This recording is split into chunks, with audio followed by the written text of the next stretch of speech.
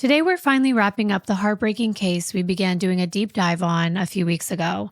The story of Jennifer Farber-Dulos, a mother of 5 that disappeared in May of 2019 after dropping her children off at school. This is the final installment of the saga that is still haunting us till this day. So here we go.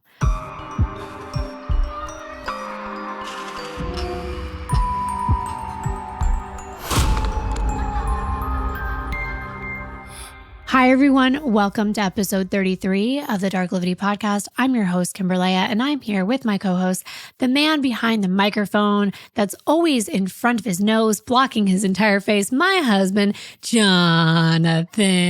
Hi. Darklivity. It's the dark downward slope into the degradation of the human mind and the consequences that such darkness brings to light. Okay, so we do have some short announcements. The premiere of both of our Halloween series on this channel and also on mine are dropping this month. I think one of mine is already posted, and the first one for this channel will be posting in just a few days. So please be sure to tune in to those videos. We put a lot of time and effort putting together the intros and all kinds of things. And also, of course, one of you, actually 2 of you, have named our series. So check that out for your name.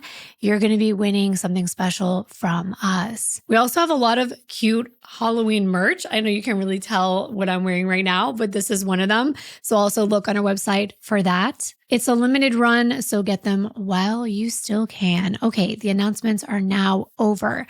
I say this every time, but if you haven't watched this entire series from the beginning, stop what you're doing. I will link this series in a playlist in the cards and also below in the description box, and then you can resume this video after you're caught up. When we left off, we were telling you all the details about the investigator's theory that Fotis and Kent, his former civil attorney and close friend, made a deal similar to the plot of Alfred Hitchcock's movie Strangers on a Train. It's a suspenseful thriller about 2 strangers that agree to murder someone for the other person, creating the perfect alibi for one another. But in this case, instead of agreeing to kill someone for each other, Fotis and Kent allegedly offered to each other's alibi for the murder of their own wives. Yikes. And there was proof of this. We showed you the voicemails from Fotis to Kent's wife. We showed you a video of a man with a crowbar and a can of gasoline lurking in Kent's wife's backyard. Luckily, she was able to call the police before they broke in. Fotis was thought to have acted as Kent's alibi while he was planning to murder his wife, and Kent providing a false alibi for Fotis during the time when Jennifer went missing. And it wasn't just them. Fotis's girlfriend was supposedly helping Fotis get away with it as well. She might have assisted in disposing of evidence related to the crime and possibly acted as another witness to his alibi.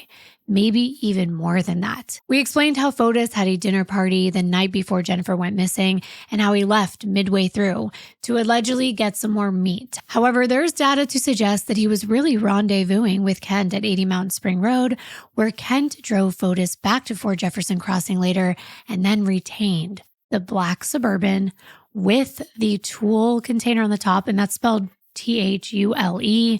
And it's a large storage container perfect for, let's say, hiding evidence or even a body.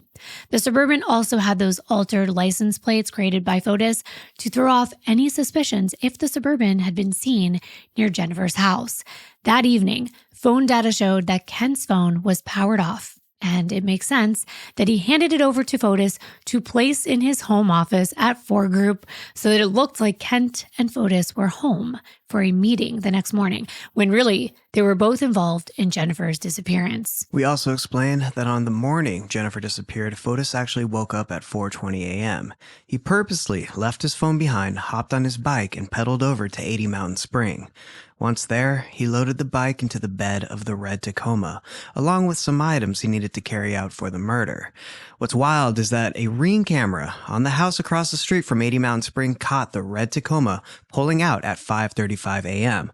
But here's the thing, the Ring camera was a day and 10 minutes fast, so it reads May 25th when it was actually the 24th. So don't let that confuse you. All that work they put in, All the planning just to get busted by a Ring camera. I find that's very laughable, but I'm glad they did. And then, about an hour later at 6:36 a.m., that same red Tacoma was caught on street cameras heading in the direction of Jennifer's house.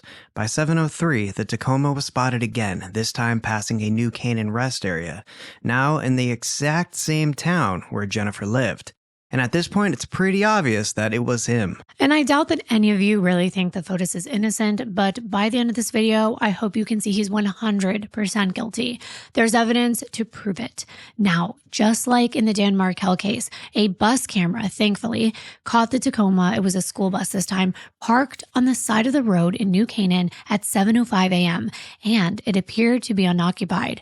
But this wasn't just any road. It was the road where Jennifer's Suburban was later found, Litem Road. Yeah, this is all really crazy to me, how much planning went into all of this, and the fact that this school bus camera just happened to catch an image of the Tacoma. Can you imagine if it didn't? We might not have known how all of this went down. That's right, and that image of the parked Tacoma they found was by chance, but it's clear the bike was no longer in the back. They knew for sure because later they caught another picture of it.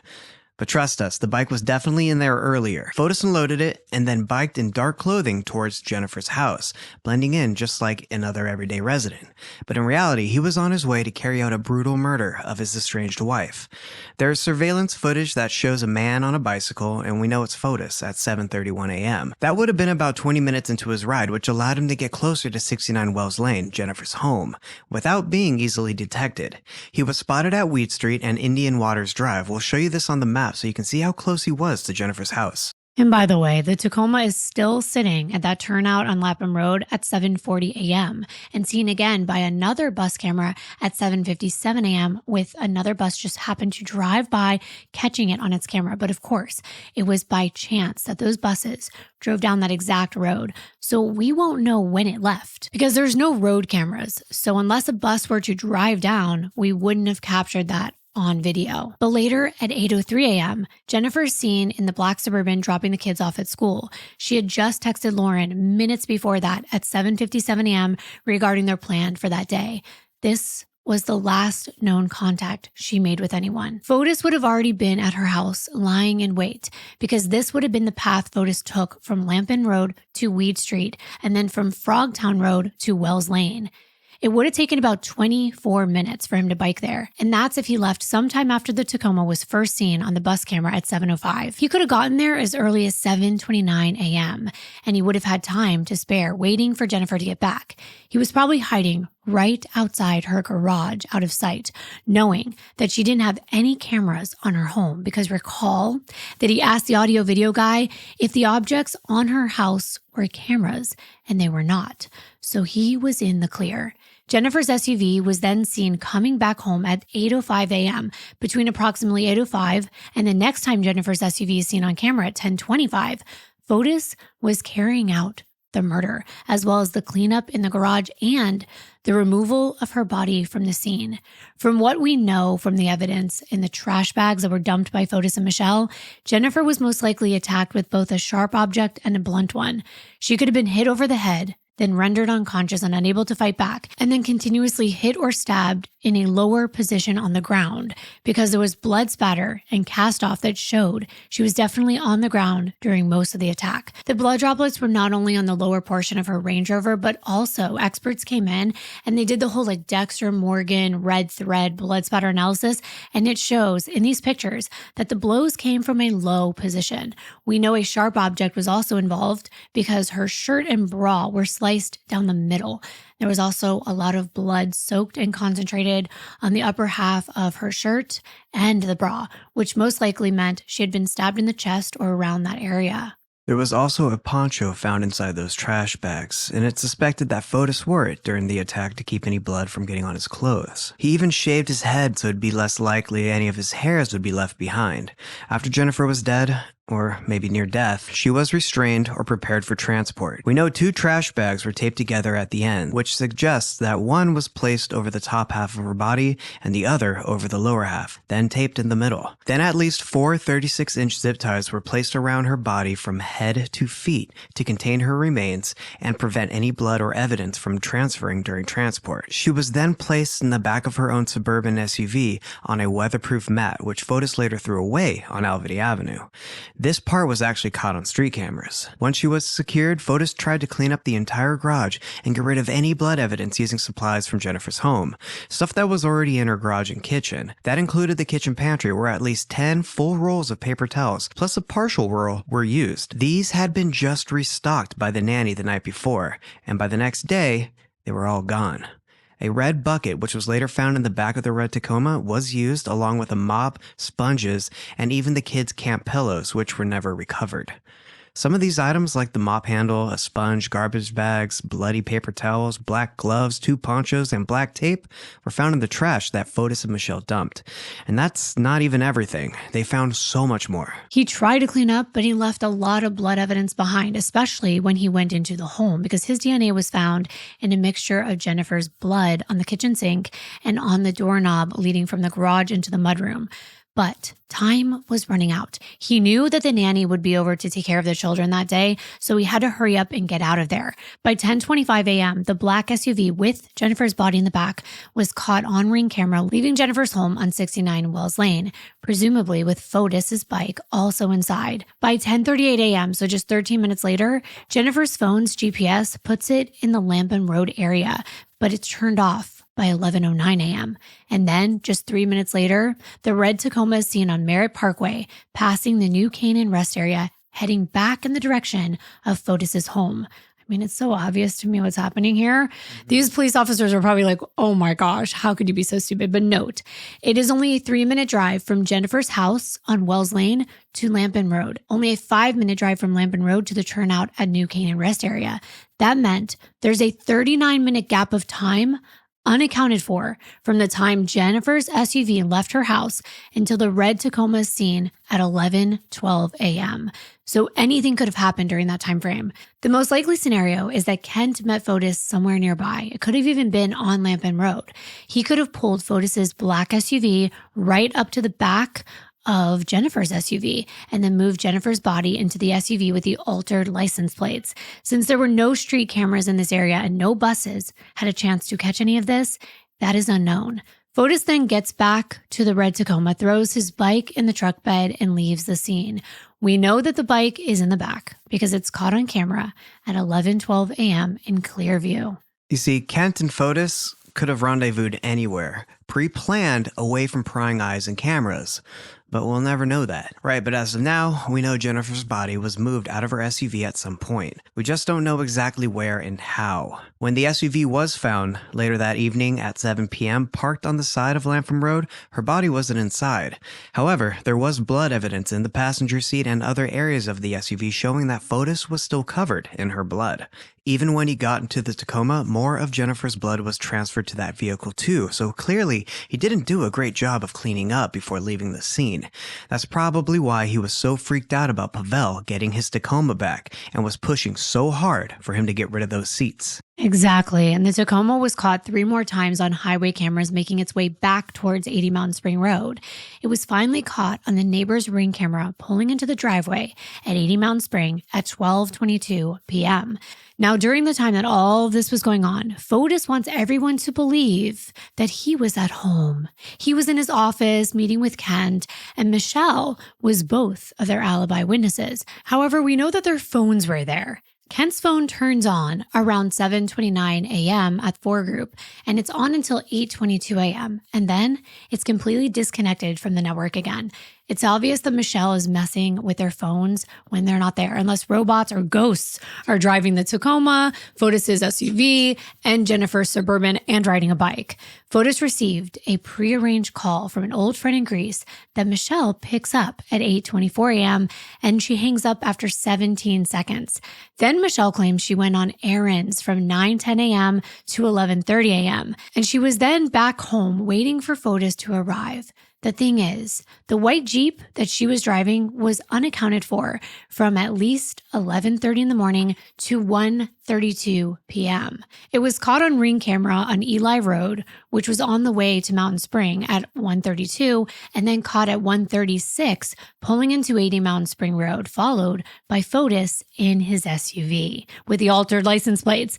So I hope you're following. I know this is a lot. I'm not trying to confuse anyone. I'm just trying to keep it all together. So if we back up and we know that the Tacoma pulled in at 12:22, Fotis was now at 80 Mountain Spring, and he most likely biked back to Fort Jefferson. And by that time, Michelle would have been back there to take him to retrieve the black SUV with the altered license plates wherever it was left by Kent.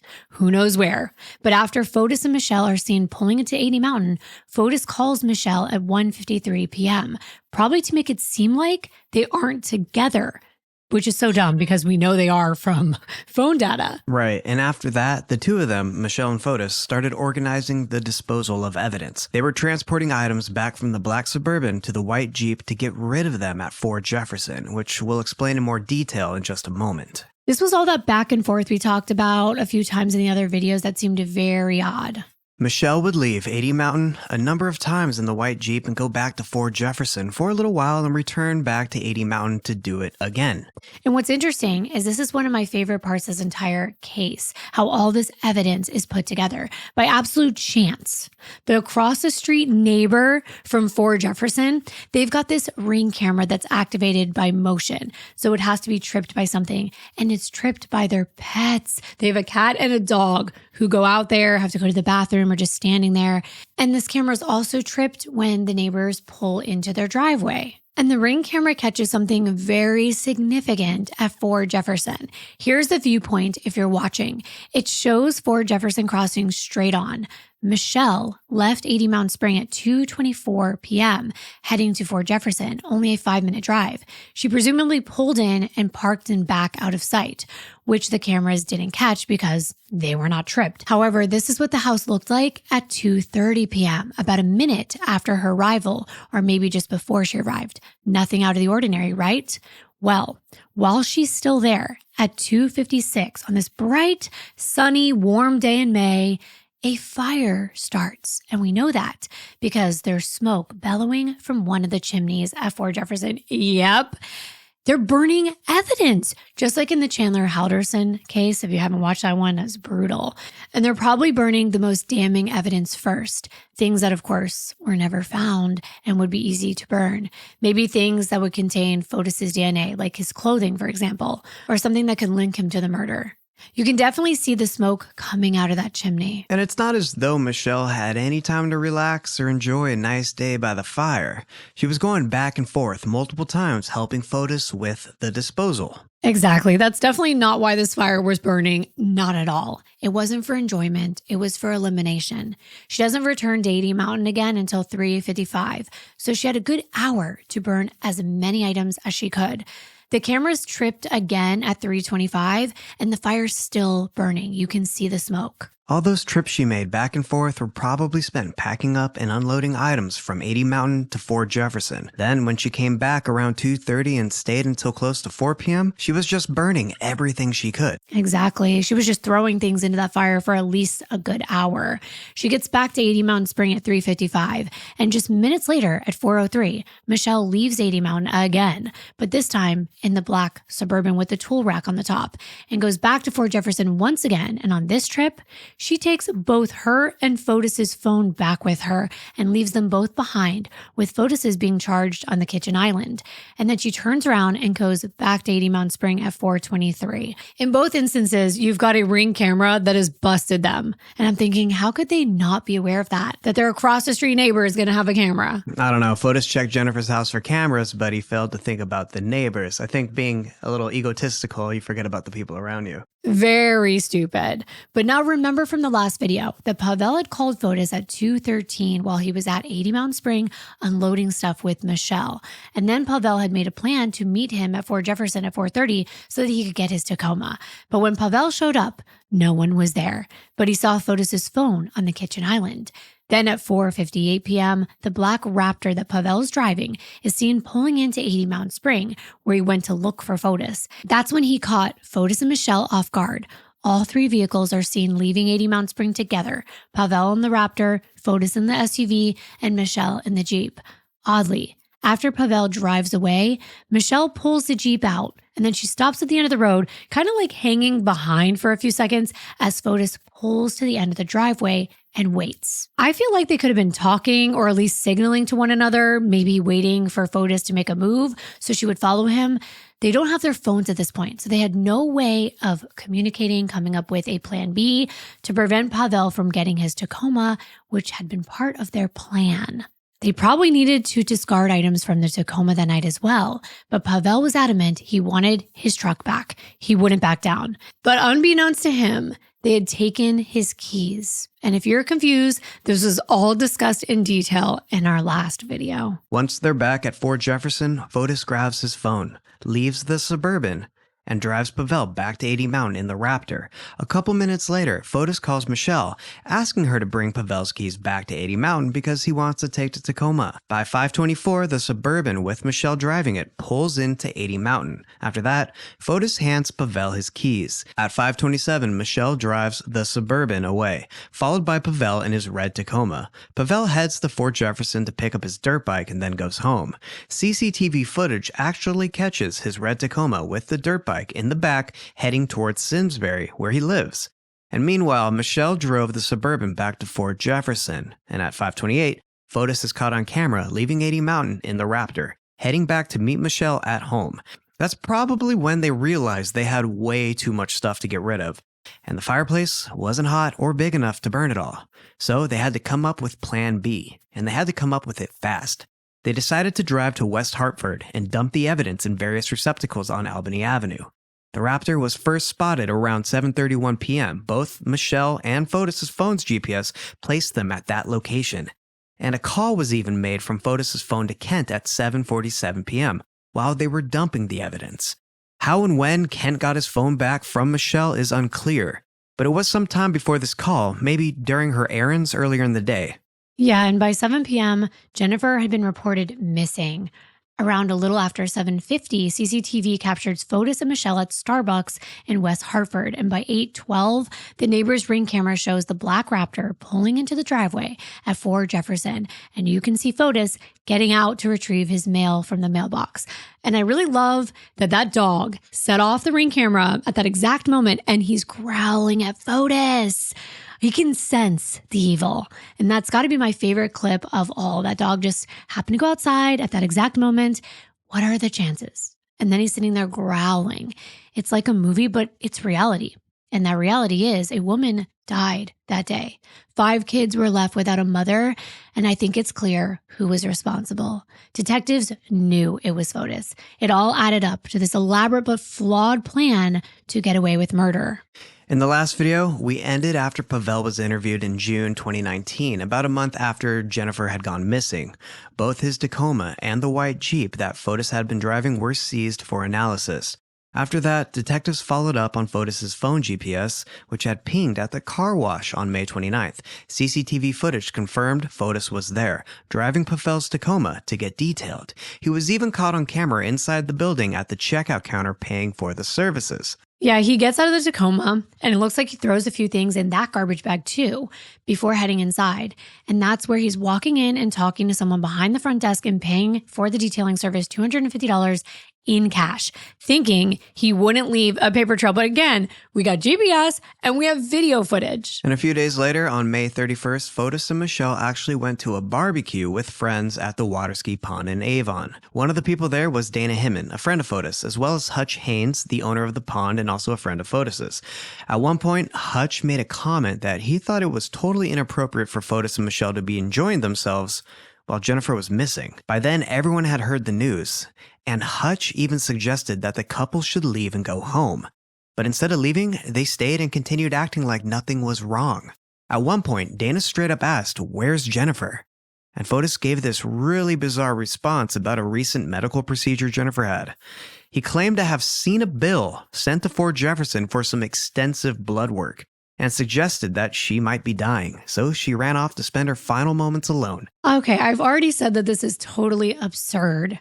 And during this barbecue, Dana makes another comment to Fotis about breaking news that was just announced about detectives locating trash bags in various receptacles along Albany Avenue in West Hartford, and they're related to Jennifer's disappearance. And instead of the normal reaction that you might expect from someone who cares, Fotis looked over at Dana's phone watching the news story, and then he looked up at Michelle with this intense look on his face.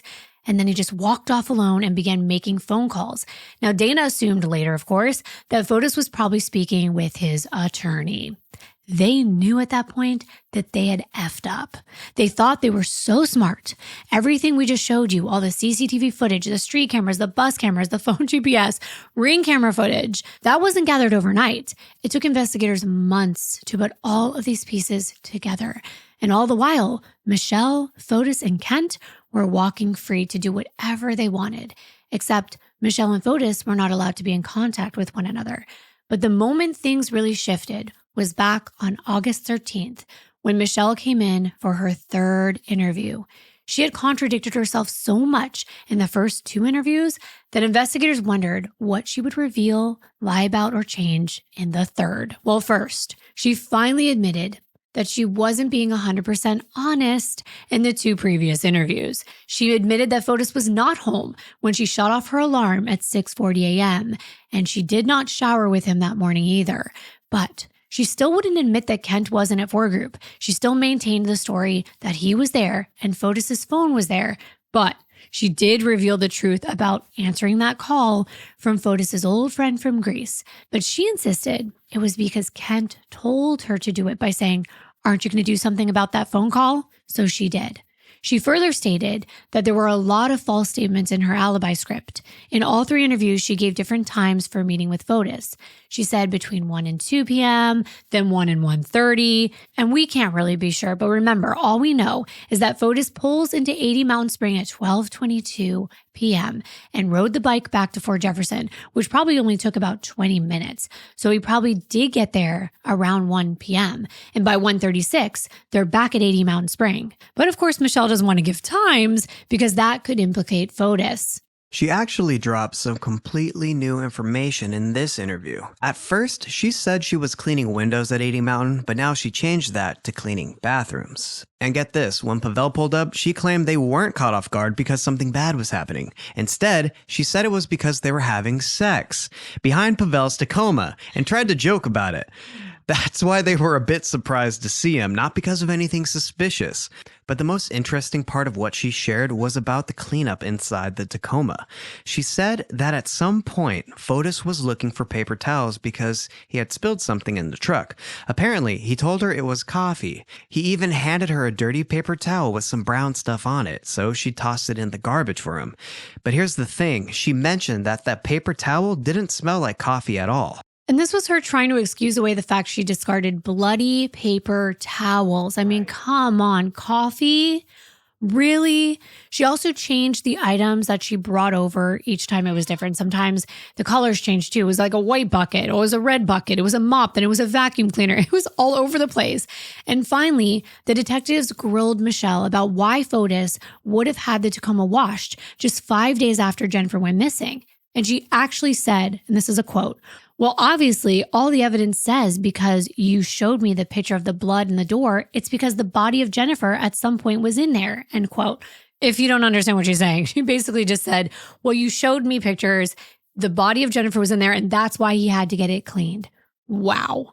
So of course, because all of the evidence of Michelle going back and forth, the fireplace burning, Fotis trying to retain the Tacoma, the seats being removed, and bringing the Tacoma to the car wash, a second arrest warrant was issued for Michelle and Fotis. So they were being arrested again for the second time on September 4th of 2019 for tampering with or fabricating physical evidence. So the same charges once again, because now they had additional information and more evidence. Fotis was taken into custody by detectives detectives from the State Police Western District Major Crime Squad at his Farmington home around 2:30 p.m.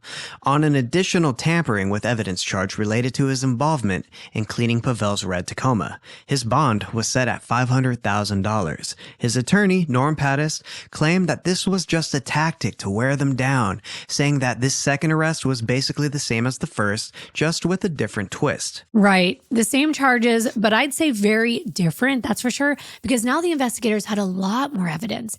After posting bail, Fotis and his attorney exited the police station and were confronted by a swarm of reporters putting microphones in their faces. Here's what Norm Patis told the media. Oh, and don't miss out on the smirk on Fotis's face. He disgusts me. What are we here for today? Well, that's an existential question I'm not prepared to answer. Why are you here? Well, we're here because we understand that Mr. Dulos has been charged with an additional count of tampering with evidence. What can you say to that? Not a whole lot at this point. I mean, if this were Christmas morning, I'd be saying I waited all these months for this paltry gift. There's not much here that we hadn't heard before, and I question the wisdom of these charges at this late date. The requirement to make another bond seems simply a stunt on the state's part to try to wear down our will to resist. Norm Patis mentioned there wasn't really much they added to these new charges, saying, not much here we haven't heard before. He even questioned the timing of the charges, calling it into question the wisdom of bringing them up at such a late stage. To him, it felt more like a stunt than anything substantial. His attorney also said that Fotis intended to plead not guilty. Fotis actually spoke. He talked about it being an exhausting fight and that he loved his children. That's it. Mr. Dulos, in this particular instance here with this particular charge, what do you have to say for yourself? It's an exhausting fight. I love my children. That's about it. Then a reporter asked, "Where's Jennifer? Where's your wife?" And that's when his attorney just jumped in and said, "We wish we knew." But then he goes off on this reporter saying that he can't believe the nerve and the audacity to ask that question. Really? And there's a smirk on his client's face all while he's saying it? Where's your wife? Where's Jennifer? We wish we knew, and it was very, I don't know if you got a chance to see us talking to the state police. I have a very friendly relationship with them. I wish them well. And I wish you'd ask yourself why you have the nerve and the audacity to ask him that question. Because if you know something the police don't know, you should go tell them. We don't know where Jennifer is. Interested in him. What? Police seem very interested. They do, in him. but where's the murder charge? And where's your objectivity? Shame on you. Well, you just wait. Fotis' attorney also called Michelle a lying lover. That's how she was labeled because, it was all her fault in this interview that she gave all this information that was complete lies in their opinion. Norm also said that these second arrests were unnecessary, and he accused Pavel of telling tales to deflect attention from himself. Yeah, right. We're going to believe that Pavel's telling tales, Michelle's lying. I mean, that poor man, he was being framed for Jennifer's murder. That's the audacity that they had. And then Norm added that he wished the state police spend more time looking for Jennifer and less time trying to build a case against Fotis. But I think that the professionals know best. The next day, Michelle decided to turn herself in. She surrendered to the state police at the Troop G barracks in Bridgeport around 1:30 p.m., accompanied by her attorney, Andrew Bowman, who is, in my opinion, a much better attorney than Norm Patis, and probably a lot cheaper than him as well. Bowman is calm, he's respectful, and he doesn't cause a scene. Michelle was also released just before 3 p.m. after posting a $100,000 bond. Hers was lower because she didn't have as many charges stacked against her. Her attorney decided not to discuss the details of the case, but told reporters his client should be presumed innocent. Oh, and Fotis' attorney changed his tune after Michelle was arrested. He's like, "Oh, our hearts go out to Miss Traconis. We're confident that she will in the end tell the truth at trial."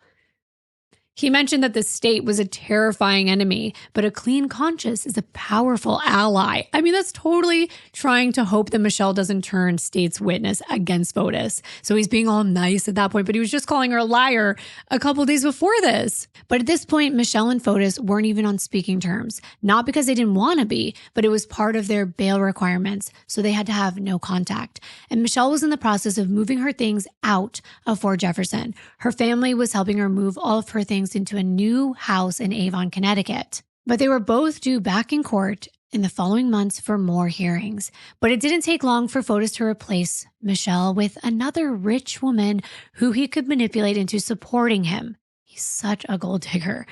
He starts seeing a new woman, but an old friend of his, Anna Curry. Now, it's said that they met through work. Anna Curry is a North Carolina financial advisor and graduate of Duke University who was living in New York for a few years, and she's part of the socialite scene.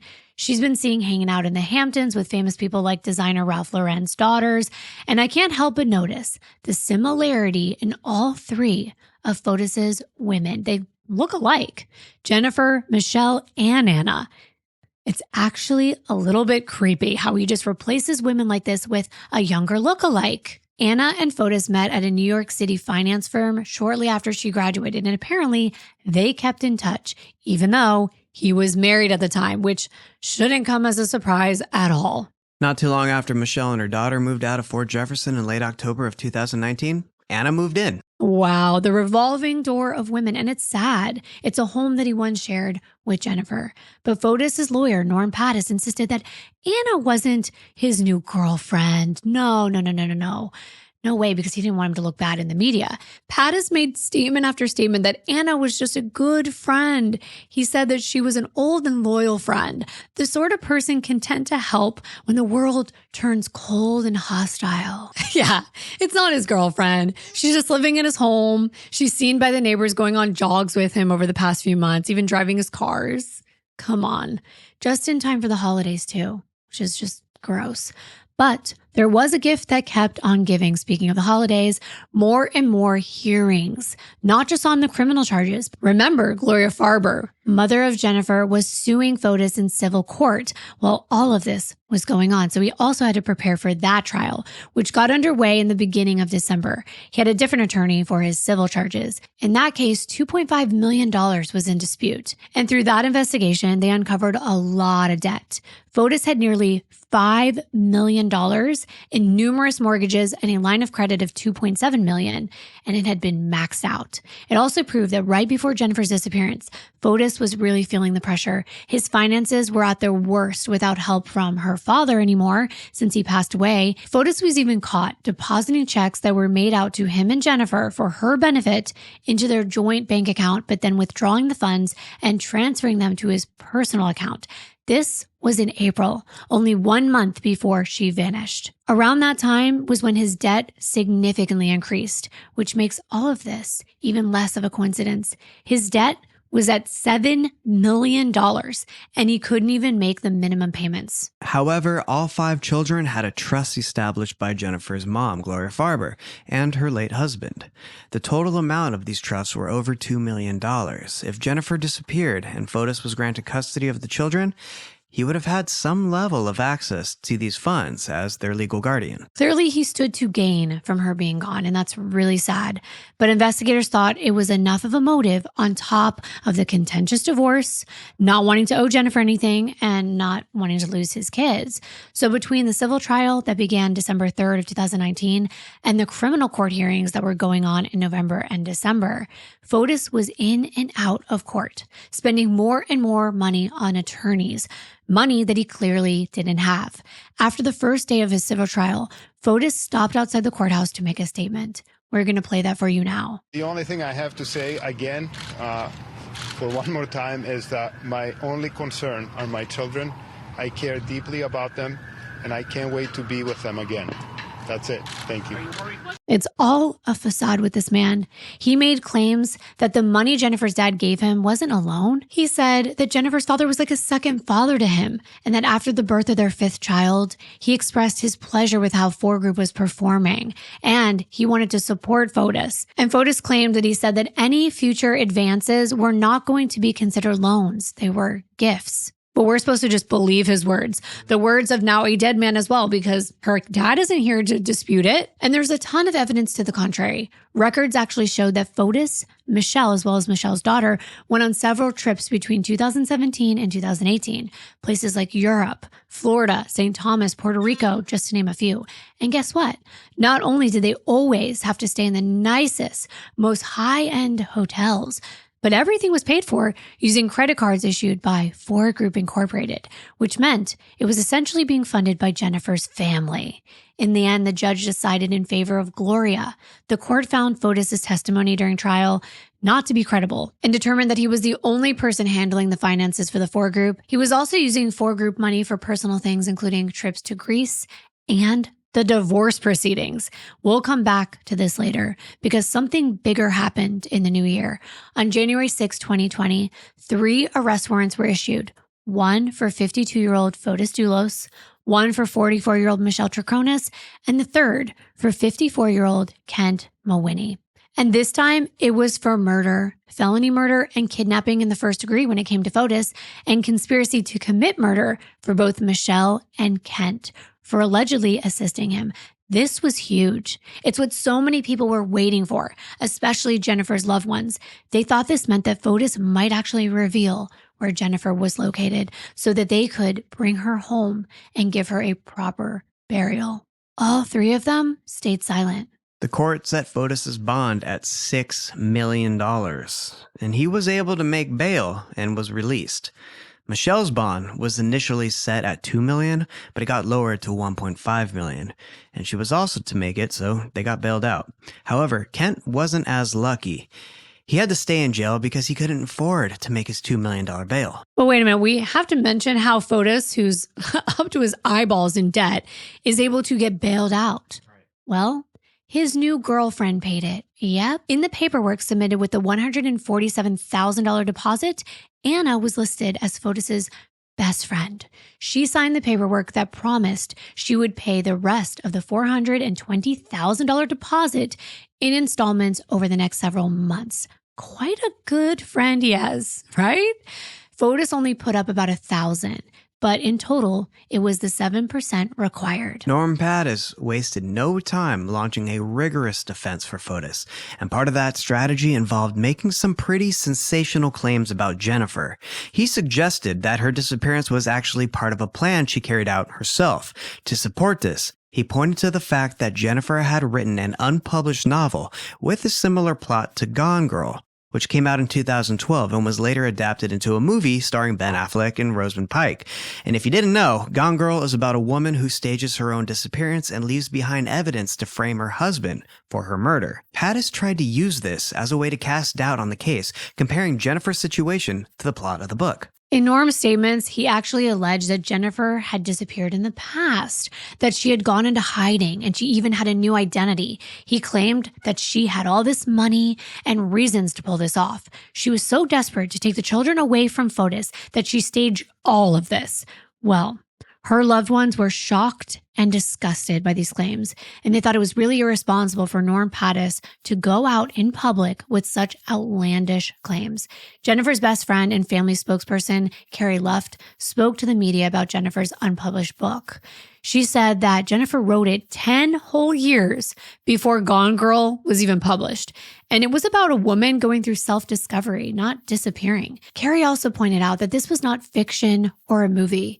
This is real life, as experienced every single day by Jennifer's 5 young children being without their mother. But Fotis' attorney was going to do anything he could to help his client. They knew he was getting arrested for murder, so the defense team hired a high-profile private investigator that worked on cases like O.J. Simpson, Casey Anthony. See, I wouldn't even want to be connected with anyone that worked on those cases, but I guess they got away with it, so that's why Fotis was confident that he would too.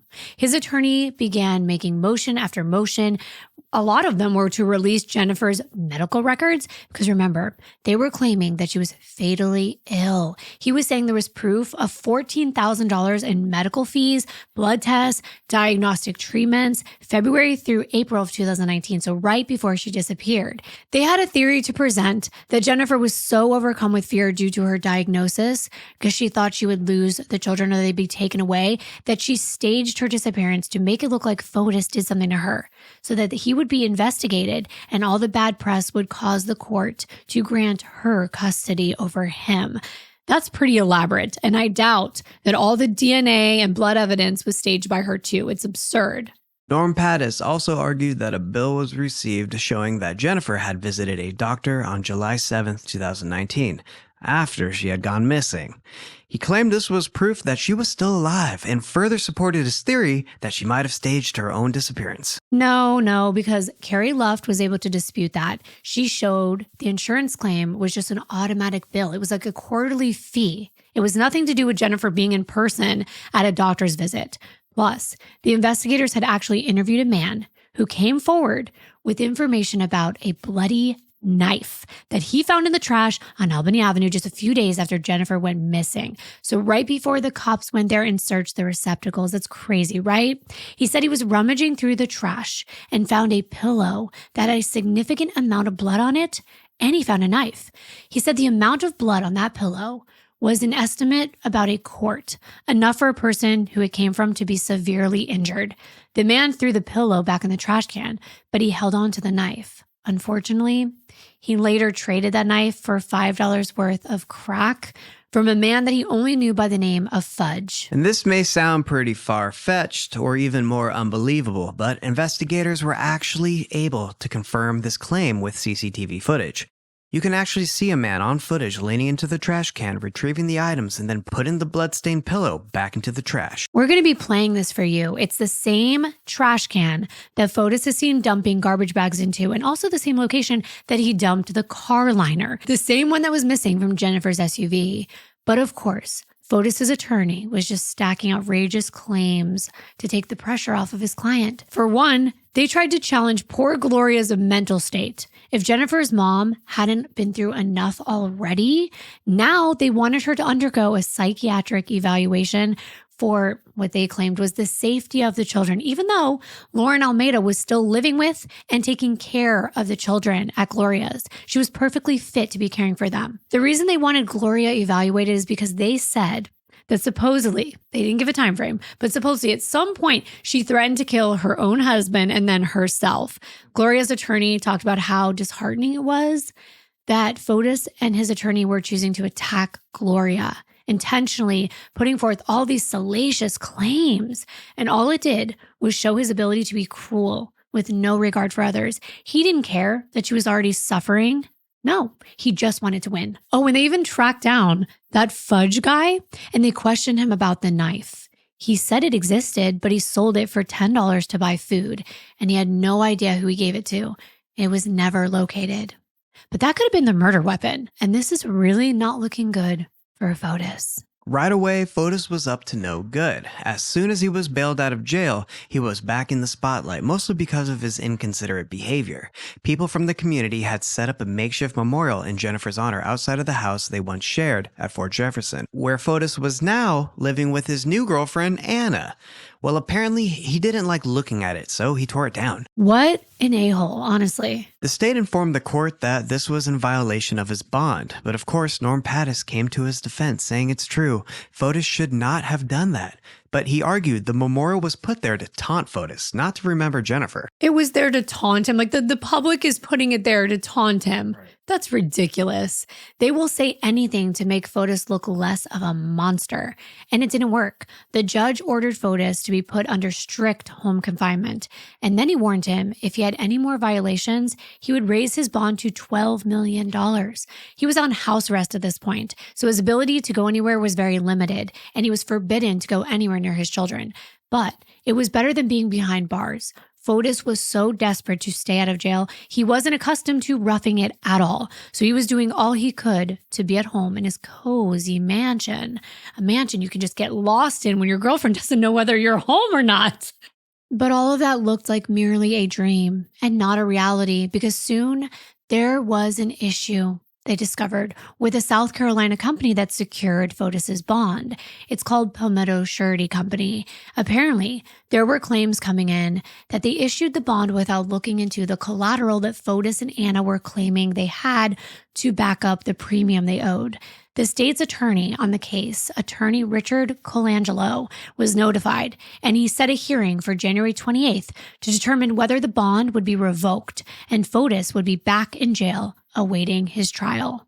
Of course, when Palmetto got the word of these claims, they started looking into the collateral, which included 6 properties, like the one at Fort Jefferson Crossing in Farmington and 61 Sturbridge Hill Road in New Canaan. They found out that both of these properties were actually under foreclosure. On top of that, in the documents submitted to the surety company, the New Canaan property was overvalued by $325,000. Because of all this, Palmetto Surety filed a motion to revoke the bond. And I told you, Fotis was desperate not to go back to jail. He was scrambling to find a workaround. On January 28th, 2020, Fotis was scheduled to appear in court at noon for a hearing on whether that bond was going to be revoked.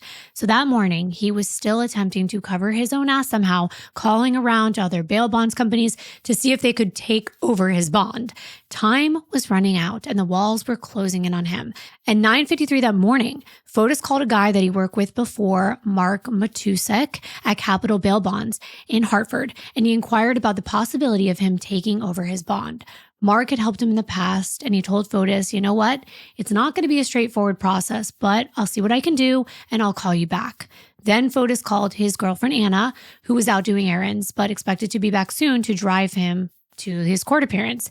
He told her to withdraw money for him at the bank. About 40 minutes later, after Fotis called Mark called him back around 10:34 a.m. But by then, Fotis's demeanor had changed. He sounded like he didn't really want to hear anything about what Mark could do for him anymore. Instead, he told Mark it's all set. Almost as if to say, don't worry about it.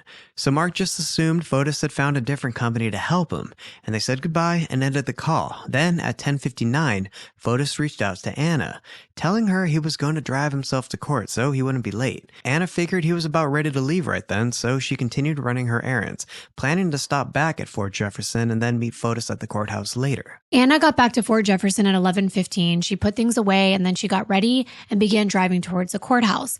While on her way there, one of Fotis's attorneys named Kevin Smith called her to ask where Fotis was. She told him, well, he left a while ago. He should be heading that way. And that's when Kevin informed her that Fotis still hadn't shown up. This was now closer to noon, and he should have been at court already, ready to appear.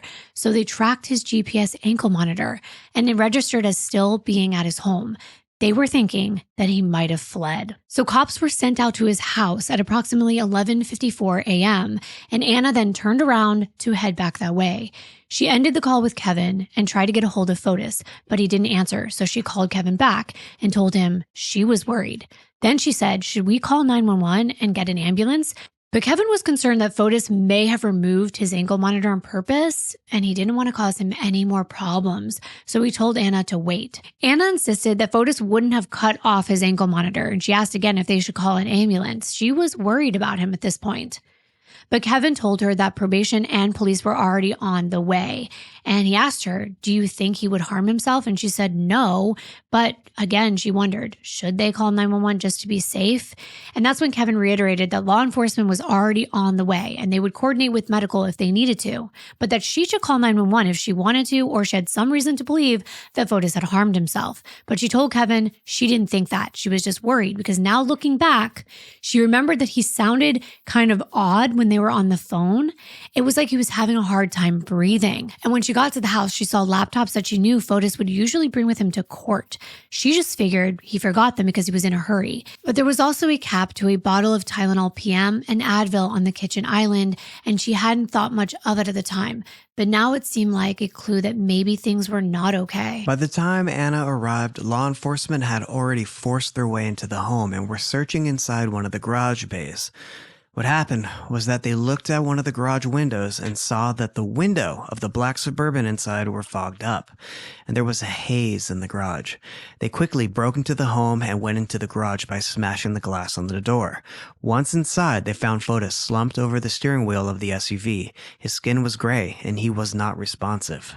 Medical units were immediately called. When they opened up the garage bay, they noticed there was styrofoam shoved under the door, and a hose had been duct taped to the exhaust pipe leading into the vehicle. Fotis had tried to take his own life by carbon monoxide poisoning. They pulled him outside and began life-saving measures, performing CPR. They were able to feel a pulse and very slow breathing. He was rushed to Yukon Health in Farmington by ambulance, but upon arrival, he was immediately airlifted to Jacobi Medical Center in the Bronx. They have a hyperbaric chamber for treating carbon monoxide poisoning and smoke inhalation victims. They tried to save him, but Fotis passed away 2 days later. Meanwhile, back at his home, Anna was, of course, met by a chaotic scene. She was devastated and she began calling everyone close to Fotis to let them know what was happening. And police were coming to the scene where they found a note left by Fotis. Now, I want to read this, even though I really hate giving cowards and killers a platform, but it is important in this case that we know what his words were, so we will discuss afterward. It was dated 1/28/2020 on the top right, and it's addressed to all. It says, quote, "All, if you're reading this, I am no more. I refuse to spend even an hour more in jail for something I had nothing, in all caps, to do with. Enough is enough. If it takes my head to end this, so be it. I want it to be known that Michelle Tricronas had nothing to do with Jennifer's disappearance, and neither did Kent Mawhinney. I asked the state to let them free of any such accusations. I also asked the state to stop harassing my friends Andreas Gutierrez and Anna Curry. They are honorable people. Please let my children know I love them. I would do anything to be with them. But unfortunately, we all have our limits. The state will not rest until I rot in jail. My attorney can explain what happened with the bags on Albany Avenue. Everything else is a story fabricated by law enforcement.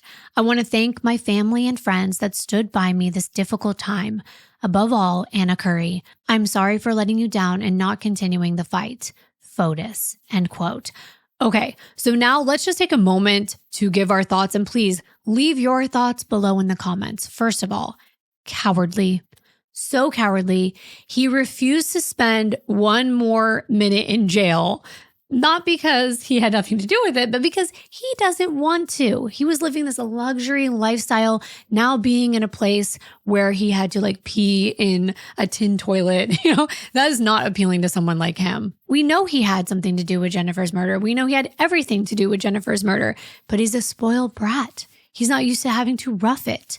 He used all of Jennifer's family's money to fund his luxury hotels and luxury lifestyle for years, and now he can't fathom having to live behind bars. How can he claim he has nothing to do with Jennifer's murder when his DNA was found inside her home and her nanny confirmed that he was never inside? Exactly. Then there's all the trash with Jennifer's blood and DNA, all the footage, the ring cameras, the bus, all the vehicles shuffling around, the fireplace burning. What's all that then? I know. And that was my next point. It's laughable. It's the opposite. He knew that law enforcement was onto him. They had a solid case. He knew he was going to jail and he would never see the light of day ever again. His money ran out, he couldn't afford a high-profile defense much longer, and his bond was most likely going to be revoked. That meant he was going to be in jail until his trial. He couldn't get his way, so he took the easy way out. And the fact that he mentioned his co-conspirators having nothing to do with her disappearance, well, wouldn't only the person responsible know who wasn't involved? That was really stupid. Exactly, and him asking the state to set them free from the accusations, it wasn't pure speculation that led to their arrest. It was cold, hard facts. Exactly, and the state isn't harassing his friends. They're doing a thorough investigation to seek justice for Jennifer. What about Jennifer? Because it's all about him and his friends and his children, his loved ones, when the real victim is Jennifer. So yeah.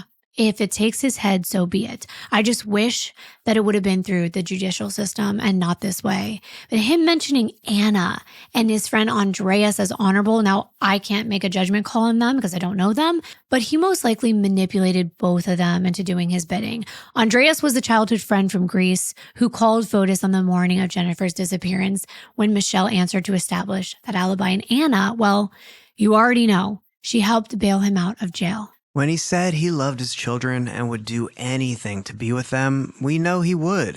He would even kill their own mother. But only if he could get away with it. Because he didn't, that was his limit that he spoke about. Everyone has their limit. And too bad he didn't draw the line at murder. I'm glad the state wouldn't stop pursuing the person responsible. He deserved everything that was coming to him. But that was his limit. Jail. No way.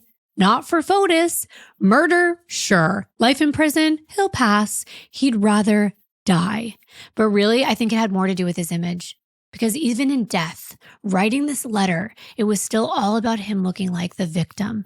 He didn't want an entire trial uncovering how awful he was. I wonder what he meant by saying his attorney would explain the bags on Albany Ave. I know. Wouldn't you love for Norm Pattis to explain it? Because I'd really like to know. Let me guess. Somehow Fotis was just trying to tidy up around Jennifer's after someone else went there and killed her. So he was politely, out of the kindness of his own heart, gathering up all these trash bags and then scattering them in 30 different locations along the road that he'd never traveled to before. But he had no idea was disposing of evidence? Yeah, right. There's no explaining that away. And it was such an insult to end this letter by thanking Anna Curry? Anna Curry. What? You don't think your estranged wife who raised your 5 children? You don't think Michelle, who helped you hide what you did? You think this woman you've been dating for a couple of months? It's so weird. So weird to me. This letter would have read so differently had he talked about how much he loved Jennifer and wished things could have been different, and even saying that he still has no idea where she could be, blah, blah. But none of that is true. Yet he's claiming the law enforcement's framing him, right? They got a vial of Jennifer's blood. They scattered it around to implicate him. Law enforcement isn't perfect, we know that, but that is a stretch. Fotis chose to maintain his innocence even in death. He couldn't even be truthful at that point. He couldn't allow Jennifer to win. We know Fotis killed his wife. The police knew that Fotis killed his wife, and soon a jury would have convicted him of killing his wife. For those reasons, Fotis chose to end his life. He wanted the ultimate control. In the end, Fotis went out pretending like he was the victim and pretending like he wasn't the monster who took away both of his children's parents. Mother and father are now gone, and they're left parentless. It's sad. His attorney filed a motion just minutes after he was declared dead, asking the court to continue the case to trial so that he could vindicate his client. What him and his attorney came up with as a defense is astonishing. Yeah, I actually could not believe this when I read it. Remember Fotis saying that his attorney would explain everything? As part of their Gone Girl theory, the defense's strategy was that Jennifer had been hoarding her blood for months to frame Fotis for her murder. Oh my gosh, stop it. He would have claimed that he returned to his truck after lunch to find it filled with bags containing bloody evidence of a crime he didn't commit. He was planning to tell the jury he panicked, believing he was being set up, and that's why he disposed of the bags along Albany Avenue. Weak. So weak. Hoarding her blood. No way. There's no way a jury's going to believe that. There's a case right now that had just gone to trial recently. It's a South African man named Brian Smith, and he killed 2 women. And then similarly, he claimed that he just came out from work to find a woman's dead body in the back of his truck, and then he panicked and dumped it. Like, what? Why would you do that? Someone that's innocent would just call the police. It's a terrible defense. Was that the guy that was representing himself? No, that was somebody else. While Fotis managed to escape justice through death, the same could not be said for his former lover, Michelle Troconis. After his death, her charges were elevated to conspiracy to commit murder, conspiracy to commit tampering with physical evidence, and hindering prosecution. Michelle and Kent were each due in court on February 20th, less than a month following Fotis taking his own life. Mawini's license to practice law was also suspended in January of 2020 by the state of Connecticut. But it would take years before we got to see anything unfold. Kent was eventually allowed to be released on house arrest pending his own trial, and he and Michelle both pleaded not guilty to their charges. In March 2020, after Fotis' death, the court dismissed murder charges against him. And a few months later, in June, Gloria Farber won the civil lawsuit that she had filed against him, and his estate was ordered to pay her just over $1.9 million. However, whether she'll actually get that money remains uncertain since Fotis was in a huge amount of debt. His estate was valued at less than $300,000, making it very questionable how much he'll actually recover. Another reason he ended things, he knew there was no way he was going to be able to pay her back, and he already borrowed $500,000 from his childhood friend Andreas, in addition to what Anna put up for him, which, by the way, she also filed a lawsuit to try to get back her money. But I was thinking, how does that work? All the bond company guaranteed was to put up funds for Fotis to be released, which they did. So I feel like they held up their end of the bargain. It's not their fault. He ended his life. But that case is still pending. In January 2021, the police returned to Fotis' property at 80 Mountain Spring Road in Avon with an excavator. They dug holes adjacent to the woodline, hoping to find evidence regarding to Jennifer's disappearance. Yes, and then there was this guy known as the Bone Finder, Robert Perry. He was brought in and he had this ground penetrating radar and he would search the ground for abnormalities, and he found 4 of them, and they started digging, but it led to nothing. However, what I found interesting was investigators wanted to go with this device into the woods behind 80 Mountain Spring because Fotis's phone had pinged at 80 Mountain on the day of Jennifer's disappearance. We know that and we know why. But in this guy's professional opinion, he was like, no, it doesn't seem likely that they bury her in their backyard, essentially, because it's like this wooded area. But how many cases have we actually seen that being true? Plenty. It is so vast. If you're watching, look how dense this area is right behind his home. It stretches in 3 different directions and just goes on forever. I wonder if it had ever been thoroughly searched. But as we mentioned before, we think that her remains have already been processed through that trash center, sadly, or they could have been moved somewhere by Kent while Fotis made his way back in the Tacoma. It's a question that still haunts me. Where is she? 3 months later, Fort Jefferson Crossing was sold for $1.8 million. When Fotis and Jennifer initially listed the house, they were asking for $4 million. The proceeds from the sale went to Gloria, who then transferred the money to Jennifer's 5 children. Finally, Michelle's trial began this year on January 11th, 2024. And during the trial, we got a full picture of the horrors Jennifer endured and Michelle's role in her murder. 4 years after Jennifer's disappearance, authorities officially declared her deceased. Everything we laid out for you was presented by the prosecution, led by Michelle Manning and Sean McGinnis. The prosecution had to prove to the jury that a murder had taken place, that Fotis Dulos murdered Jennifer, and that Michelle knew about the plan. They had to prove that Michelle actively participated by providing Fotis a false alibi and creating evidence to support it. They also claimed that she helped clean up the evidence, dispose of it, and that she was with Fotis, which was caught on camera both at Albany Street and the car wash when they had Pavel's truck cleaned. Michelle also requested a translator to be present at all times in trial to ensure that she understood everything, since her first language was not English. But this is, in our opinions and a lot of people's opinions, a ploy to make it appear like she just didn't understand what was going on in the case. But everyone who had met her beforehand knew that she could speak and understand English fluently. Having the translator was also very distracting to witnesses at trial because every time anyone spoke, the translator would have to repeat everything they said. And when we play some of these clips for you, you're going to be able to hear that. In that section 8.9, but the most salient comment is, quote, on page 515, a police officer's conduct is rarely relevant to the crime charged, and the officer should not be allowed to repeat statements made to the officer to explain why the officer did or did not do something. Well, the interpreter is unable to keep up, Attorney Schoenhorn, I'm sorry. with your presentation. Let me repeat that slowly. Both sides waived their rights to an opening statement. However, during the pretrial motions, the defense attorney, John Schoenhorn, whose voice sounds exactly like Saul Goodman from Better Call Saul, his strategy was just as bad as the Saul in the show. Just letting you know. Saul is great. Shady practices, let's be honest. But he successfully prevented the prosecution from referring to stains on the evidence as blood-like substances. Instead, they had to refer to them as reddish or brown stains, unless it was explicitly tested for DNA evidence. Now, this was a part of the trial that stood out to me because never in my years of watching trials have I ever heard of something so absurd. Most of us know luminol and Castlemeyer, they're presumptive tests for blood. We all know this. It's well documented. They're accurate to test if a substance is most likely blood. But there was so many arguments in this case, the defense would not let it go. His arguments were asinine. They were all over the place. Every single time he would eject if they said something about it being blood, or the presumption of blood. And most of the spots ended up being blood. Here's one of those arguments now. Did you get a result? Yes, there was a positive result. In what area? Again, Your Honor, I'm just going to ask the court to note my objection to this. I thought this was the Moody issue that we had discussed, but...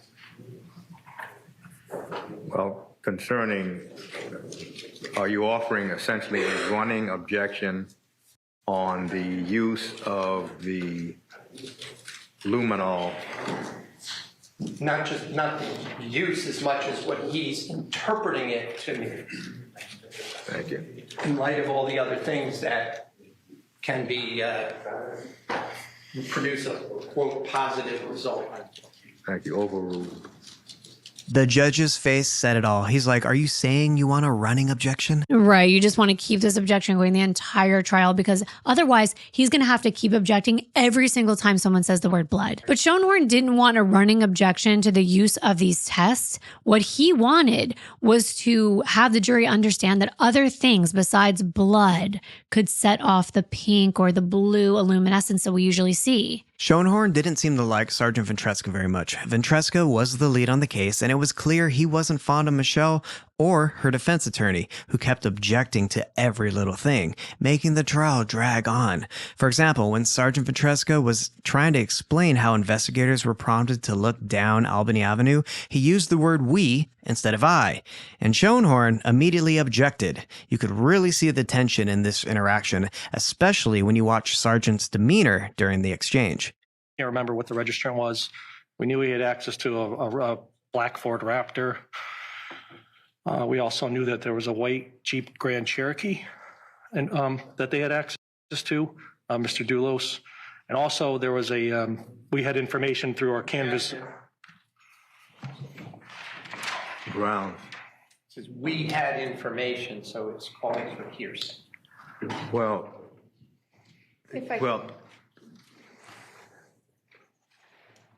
we had information that, and then there was the objection. Where the information led would allow the hearsay to be skipped over. If I may, Your Honor,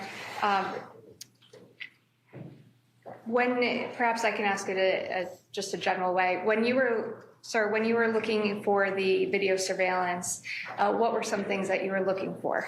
You mean when I'm looking for the cameras, or when I'm looking at video surveillance? I'm sorry. If you're seeking video surveillance in this case, what are you looking to find?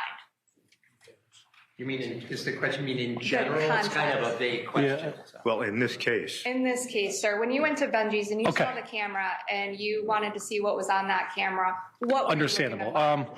At that moment in time, we didn't have a specific vehicle we knew of Mr. Dulos driving that day. All we knew was his handset was in the area. So, and we're looking for any vehicle that he's associated with. So that would be the vehicles registered to him. And were there other vehicles that were not registered to him but were associated with him that you were looking to find? Yes. What would that be? Okay, so. Well, were there other vehicles that were not registered to him? Is that the question? You were also looking for? Yes, Your Honor. And again, it's not offered for the truth of the matter here. It's not a statement. It's offered for the purposes of explaining his course of action in the course of the investigation. And it's not hearsay in the state's purview. The really only issue is relevance, and that, I think, is very probative of what steps he took. If it's not being offered for the truth, then it's not relevant. There is a vehicle connected that is registered to Mr. Dulos, so I'm not sure, other than it's hearsay, that it would have any relevance here. The fact that he was looking for something doesn't make it less hearsay or less relevant.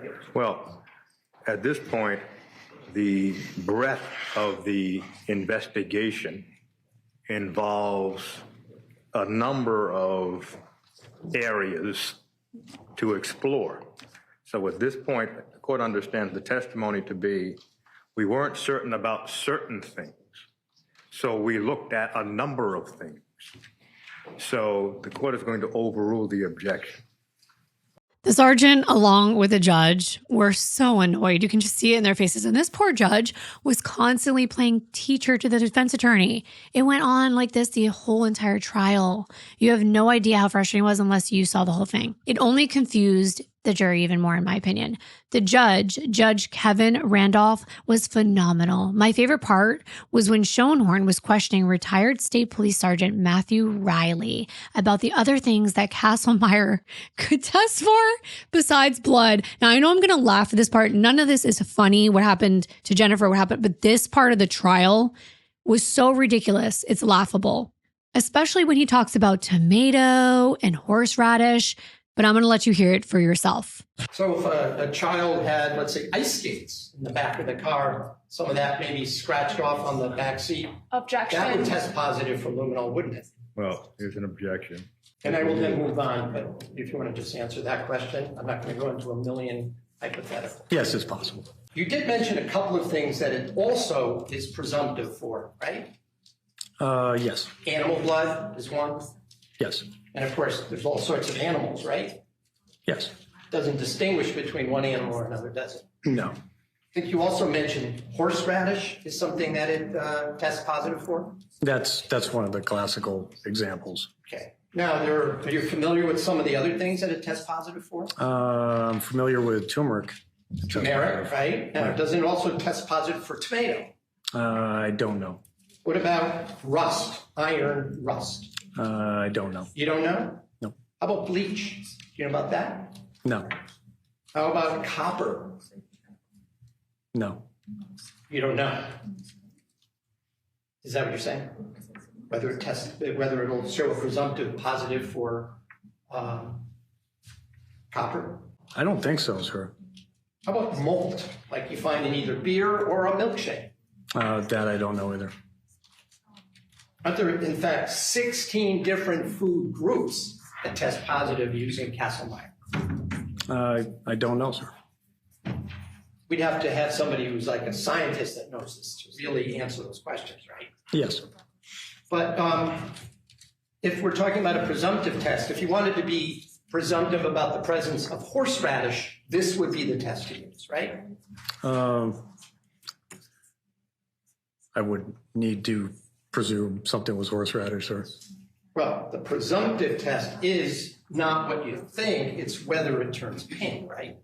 Yeah, I'm not sure I'm following your question, sir. I mean, it does react in a positive manner with horseradish. So I'm saying if I wanted to presume that a stain on my kitchen cabinet was horseradish, I might use this test, right?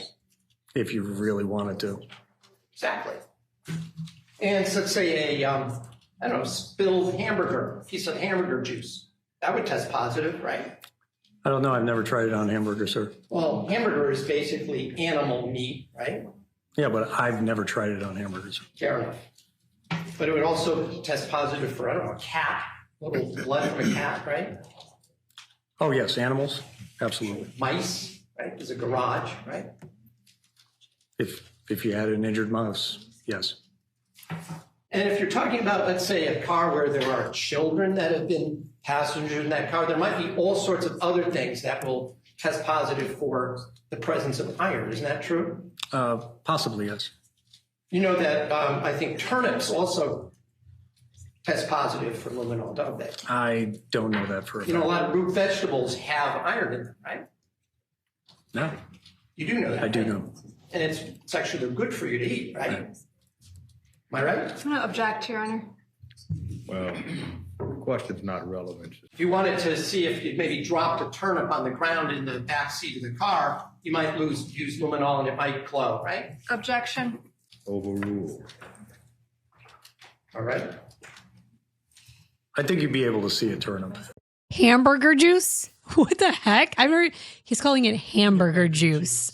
Ugh. I feel like this is even more confusing to the jury, more than anything else. Why even bring this up? He's talking about an injured mouse that could have been in the garage. An injured mouse's blood, not Jennifer's blood. Hamburger juice, not blood. Horseradish, not blood. Come on. Or what about Schoenhorn arguing about the car being rusty?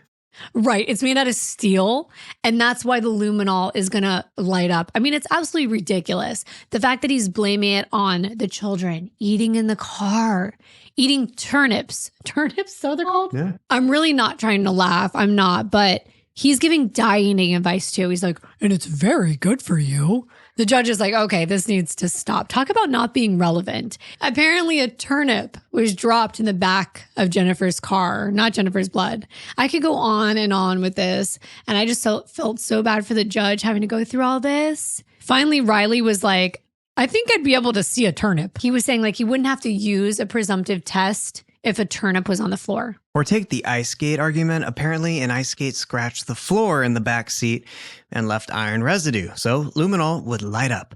That's so ridiculous. But going back to the trial, one of the most important witnesses for the prosecution was Lauren Almeida, who was and still is the children's nanny. Lauren had a front row seat in Dulos' marriage. In a blow to the defense, Lauren was also allowed to testify about Jennifer's state of mind before her disappearance and murder.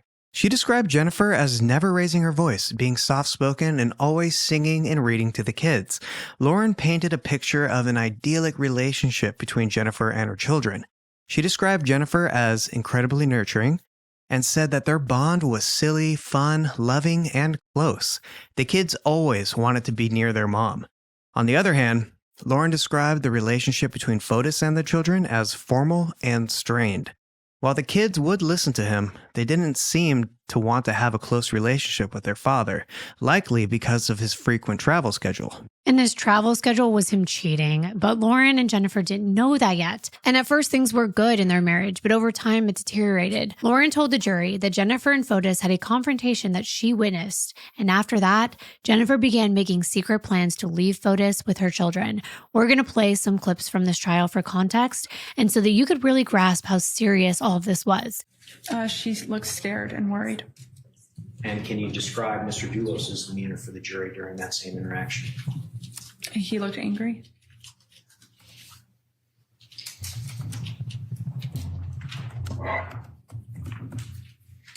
Did you ever witness Mr. Dulos make any threats about the children?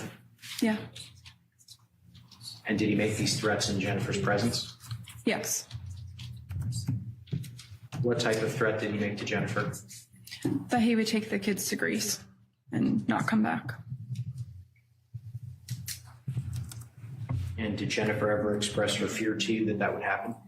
Yeah, a lot. When was this threat made?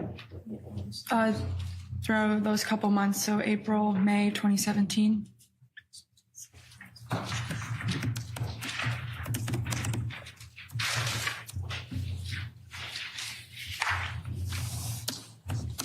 Did there come a time when Jennifer made a decision to leave for Jefferson Crossing? Yes. Did she ask for your help in doing so? Yes.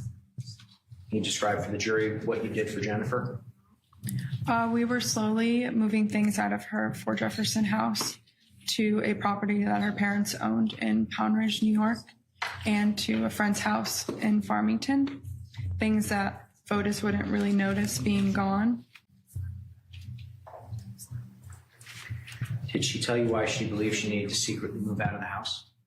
Yes. Jennifer had to secretly move out of the house because she was scared of Fotis and what he would do to her.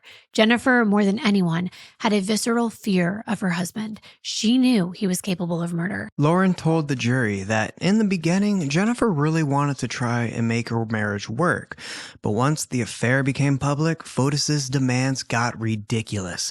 Like he actually wanted Michelle and her daughter to move in with all of them under the same roof. Jennifer's anxiety started getting worse, and she was genuinely terrified that Fotis would follow through on his threat to take the kids to Greece and out of her reach. Even though Jennifer had strong family support and financial means, she was still scared of Fotis. She knew him well enough to realize that he would take her leaving as a betrayal, and he wasn't the kind of man to lose under any circumstances. We already told you what happened when Jennifer did leave and tried to move on by filing for divorce. Things only escalated until eventually Lauren was afraid of him too, and she had very little contact with Fotis, refusing to even have contact with him to drop off the children for the mandated visitations. And at that point, they included a chaperone for Fotis. He wasn't even allowed to be with the kids alone. Eventually, Jennifer moved to New Canaan at 69 Wells Lane, the home where she disappeared from in May of 2019. And Lauren explained to the jury that Fotis was not allowed into that home, and he never came came inside that home, especially during his last visitation on May 22nd, 2 days before Jennifer vanished. That was pivotal to this case because his DNA was found in a mixture of Jennifer's blood inside the home, as we explained, on the door handle and the sink. Lauren and Jennifer locked up the entire house in preparation for Fotis to arrive. Here's that clip now. We locked all the doors. Why did you lock the doors? Because she did not want him entering the house at all.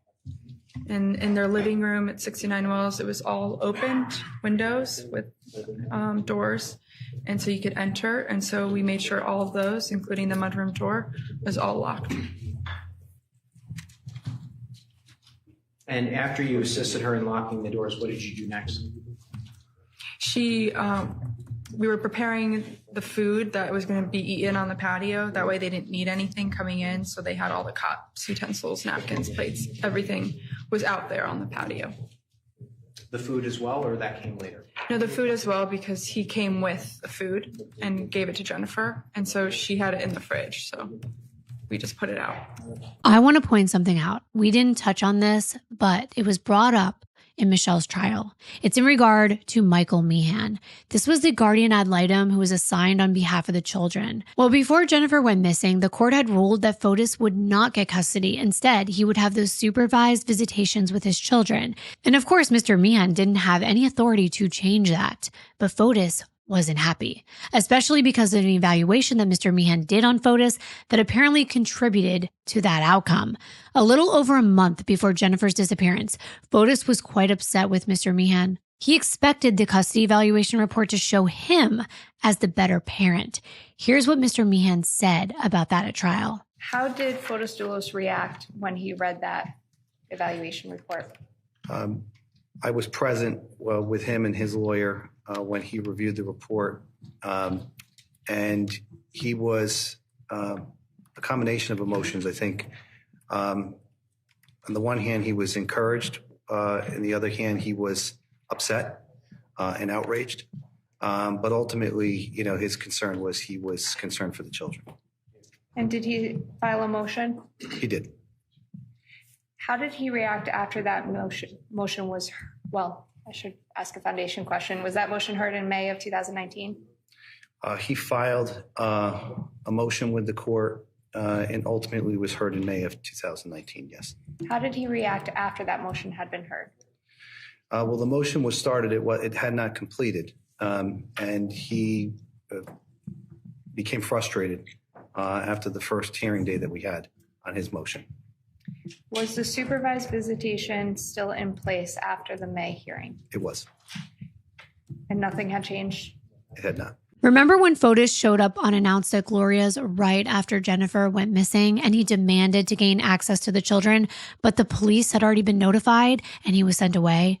Well, Mr. Meehan was also notified that Jennifer was missing, and he was informed that in Jennifer's place, her mother Gloria would be seeking sole custody of the children and suspending Fotis's visitation rights. Well, this definitely didn't go over well with Fotis.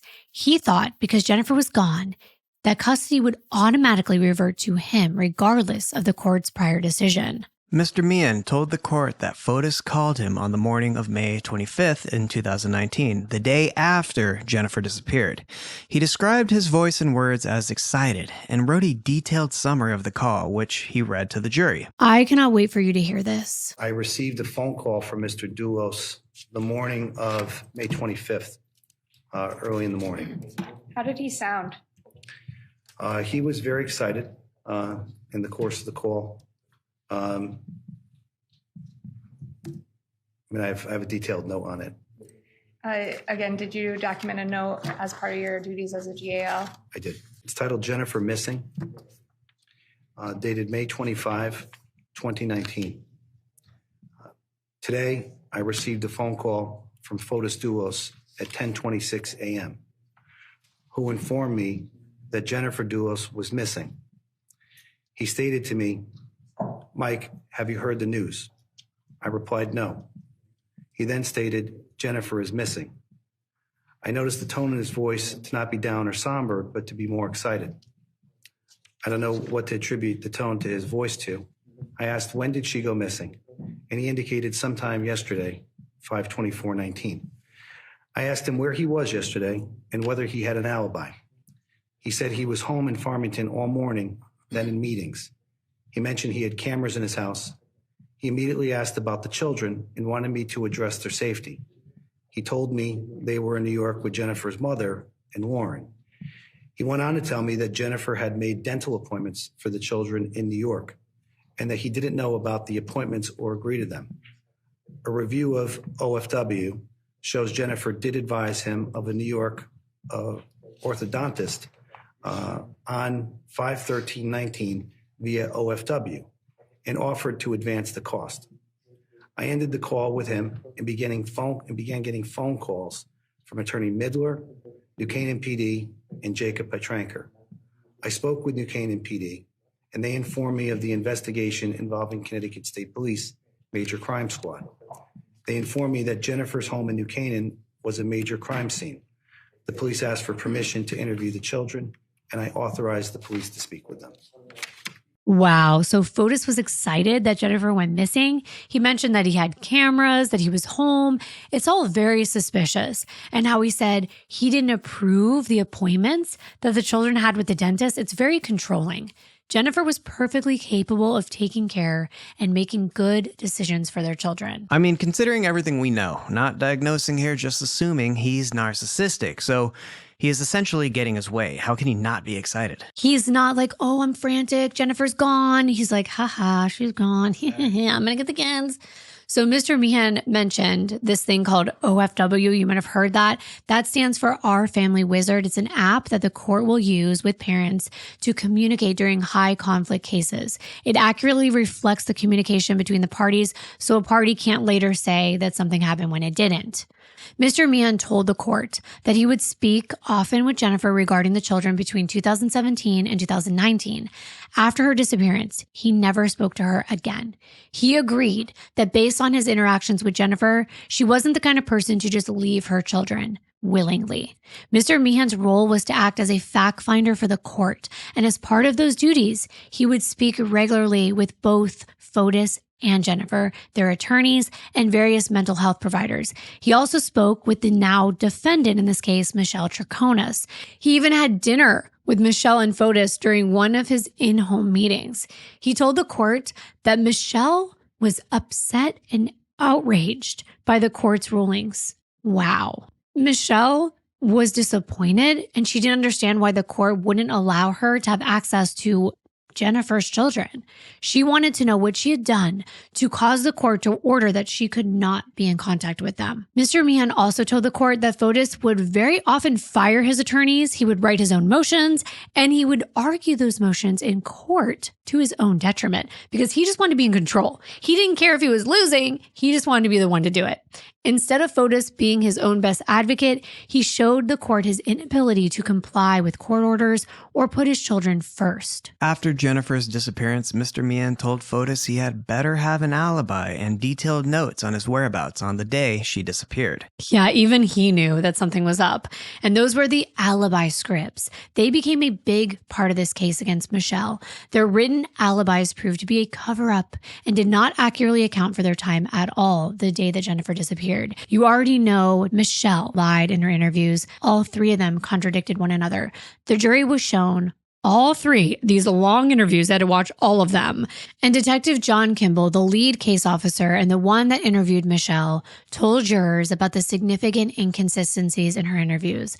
They knew she was lying. And later, Michelle said that she just didn't understand English well enough, and she didn't mean to mislead the investigators, and I am not buying that, and neither were the investigators. Detective Kimbell was also the one who interviewed Pavel, who would turn out to be the prosecution's star witness against Michelle. He was given immunity to testify against her. But really, he wasn't involved. I know they gave him immunity, but Fotis tried to pin everything on him. He didn't want anything to do with this case, but his truck was used. So, of course, he had to have immunity in case. But once on the stand, he was a very credible witness. He told the jury what we told you about how Michelle said that Jennifer should be buried next to the dog.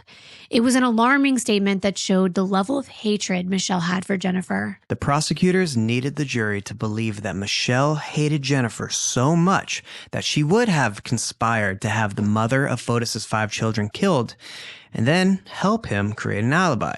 Pavel also shared a story with the jury that really showed Michelle's anger. He talked about a time after Jennifer disappeared when photos of Michelle and her 12-year-old daughter started appearing online in connection to the Jennifer case.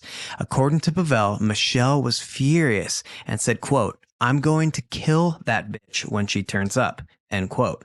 Comments like that made Pavel start to doubt that Michelle and Fotis were innocent. He also testified to everything we told you about his Tacoma and how Fotis and Michelle seemed to be trying to keep it out of his reach. The jury saw everything we've shown you in all the videos we laid out, but they also heard from experts who revealed some crucial details. Michelle's DNA was found on one of the plastic garbage bags that Fotis discarded on the day of the abduction. She also couldn't be excluded from the black duct tape found in another garbage bag that was discarded along Albany Avenue. Both items had Jennifer's DNA on them as well. Once the prosecution rested its case, it was the defense's turn to counter the mountain of evidence against Michelle. Interestingly, Michelle chose not to testify on her own behalf, but the defense still put on a case. They even brought in a memory expert who had previously consulted on and testified in high-profile cases like those of Ted Bundy, O.J. Simpson, the Menendez brothers, Robert Durst, Bill Cosby, Phil Spector, and Harvey Weinstein, among many others. Which I personally think, again, makes them look bad, not good. But okay, I guess it's worth a try. The memory expert was Elizabeth Loftus, and she said that Michelle's memory problems and contradictory statements in those 3 interviews could be impacted by several factors. She testified that memory can be contaminated if new information or misinformation is introduced. Or how about this? I can be an expert on the case. Michelle's lying. That's why they're all different. But even the prosecutor was laughing because this memory witness couldn't remember things on cross-examination. She couldn't even remember the title of a book that she wrote. Here's that interaction. I want to just ask you about a book that you wrote in 1991, if I could. Would you just tell the jury what the title of the book was? Well, I published 20 books. Do you want to hand me the CV? Well, did you publish more than one book in 1991? I think only one book in 1991. So that's yes. the one I'm talking about. Okay. Would you mind just telling the jury what the title of the book was? The title of that was Witness for the Defense. That wasn't the complete title, was it, Doctor? Well, that was the main part of the title. So I'll just ask again, that was not the complete title, was it? Well, there may have been a subtitle, but I don't remember the details. You apparently have it, so you can read it to me and ask me, is that it? When you say you don't remember the details, I just want to be clear. You're saying you don't remember the details about the title of a book you wrote? I don't remember exactly the subtitle. Okay. So, because I always call it Witness for the Defense. That's how I usually refer to that book, the main title. Now, if I were to show you a photocopy of the cover of your book, do you think that would help you remember what the subtitle was? Yes. May I have this mark, Judge? Yeah. Doctor, what was the subtitle? Let me think. It was the accused, the eyewitness, and the memory expert on trial or something. Could you show it to me again? You need to refresh your memory again. Well, it's a long subtitle, and I just want to make sure I get it 100% accurate. No, understood. There's some procedural things I have to do, so you need your memory refreshed again. Well, something about the accused, the eyewitness, and the expert who puts memory on trial. Oh, you got it that time. Okay, good. Wow. Thank you. Good. But I do actually like her. She's kind of a good witness. She's spunky. But the prosecution pointed out that Michelle was never truthful from the beginning, before her memory could have even been contaminated. Michelle was never challenged by her previous testimony. She was only presented with new evidence, prompting her to give even more new information each time. This showed that her motivation was to not get caught, not that she had memory problems. The defense also called Fotis' divorce attorney, who testified that Fotis was optimistic about the recent custody evaluation and believed he would win his custody battle against Jennifer. The attorney argued this meant Fotis had no motive to murder Jennifer or involve Michelle in any plot to kill her. Another defense witness, Professor Marion, a language expert, explained to the jury that bilingual people like Michelle, whose native language is Spanish, think differently. The expert testified that Michelle only had conversational proficiency in English and often used Spanish grammar when speaking English. This, according to the expert, led to disordered thinking in two languages, which might have caused Michelle to give Fotis a false alibi and help him destroy evidence. I'm sorry for laughing. I know. No, but it is true that people who do speak more than one language, it can get very confusing because they'll translate in their mind. Right. But this is not, no, I'm not going to buy he's destroying evidence. I don't understand what he's doing. Come on. There was direct video evidence. That's very far-fetched. A lot of the defense strategies in this case were very far-fetched, but not as far-fetched as the fireplace testimony. Yeah. Who loves sitting by the fire in the middle of summer? Leave a comment below.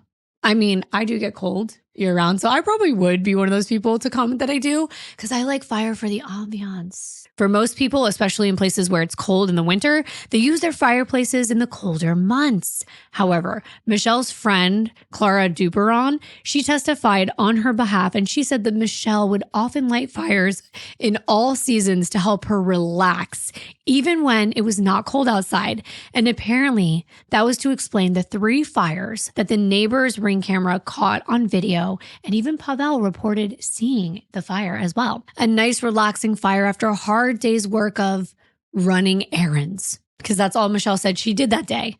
Definitely not likely. With that, the jury was ready to hear the closing arguments, and that's where everything came together. Assistant State Attorney Michelle Manning told jurors that Michelle, Fotis, and his attorney Kent had all worked together to try to pull off the perfect crime. But they got caught.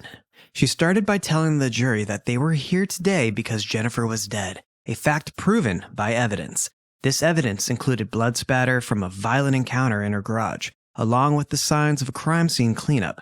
There was blood on the walls, ceilings, and even the undercarriage of 2 cars, the Chevy and the Range Rover. Manning explained that Jennifer was likely blitzed, attacked between the 2 vehicles with such force that her blood traveled underneath the cars. Her blood-soaked clothing thrown out on Albany Avenue proved it was a violent and intentional murder with 3 co-conspirators: Fotis, who took his own life, Kent, who will be tried later and pled the 5th during Michelle's trial, and Michelle herself. She said the day began at 5:35 a.m. with Fotis taking Pavel's red Tacoma without his permission. The surveillance video made it impossible for Fotis to have been at that meeting he said he was having at 8:30 with Kent. It also made it impossible for him to be joining Michelle in the shower. And it renders their written alibis filled with lies and made-up timelines to cover up a murder. She told the jury that despite what the defense wanted them to believe, Jennifer would never run away from her friends, her family, or her 5 children. Manning told the jury that Michelle and Fotis had planned to kill Jennifer, and they succeeded. But what they didn't succeed in was getting away with it. She explained that the case was simple. It was about a conspiracy and a cover-up. Fotis was furious that he could only see his children under court supervision, and Michelle was just as enraged. Every time his children visited her home, she and her daughter had to leave the premises. Michelle's hatred for Jennifer grew to match Fotis's, and she couldn't wait to take Jennifer's place. The frustration turned to anger and hatred. Listen to her own words in the interviews. How she describes Jennifer, someone she has never met.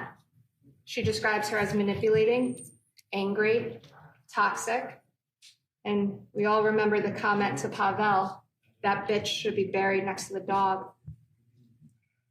As you heard Mike Meehan and Mike Rose's testimony, each attorney tried to tell her there's a light at the end of the tunnel, because we know what she thought about the 2 years of the custody case, about the 2 years of court hearings. She described it as 2 years of torture, that it was a nightmare, and that she was going to leave. But that light at the end of the tunnel, I submit to you, wasn't another court hearing, because there was a court hearing, and nothing changed. As of Wednesday, May 22nd, Fotis Dulos still had to have a supervisor present. Nothing changed. So they were going to make it change. After all, why would they be toasting at a dinner party on May 23rd? Why were they happy, excited, if nothing had changed? Because they were going to make it change the next morning.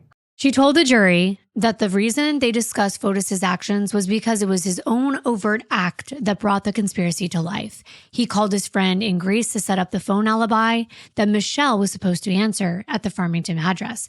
The fact that his friend refused to cooperate with the police or give a statement is proof of this conspiracy as well.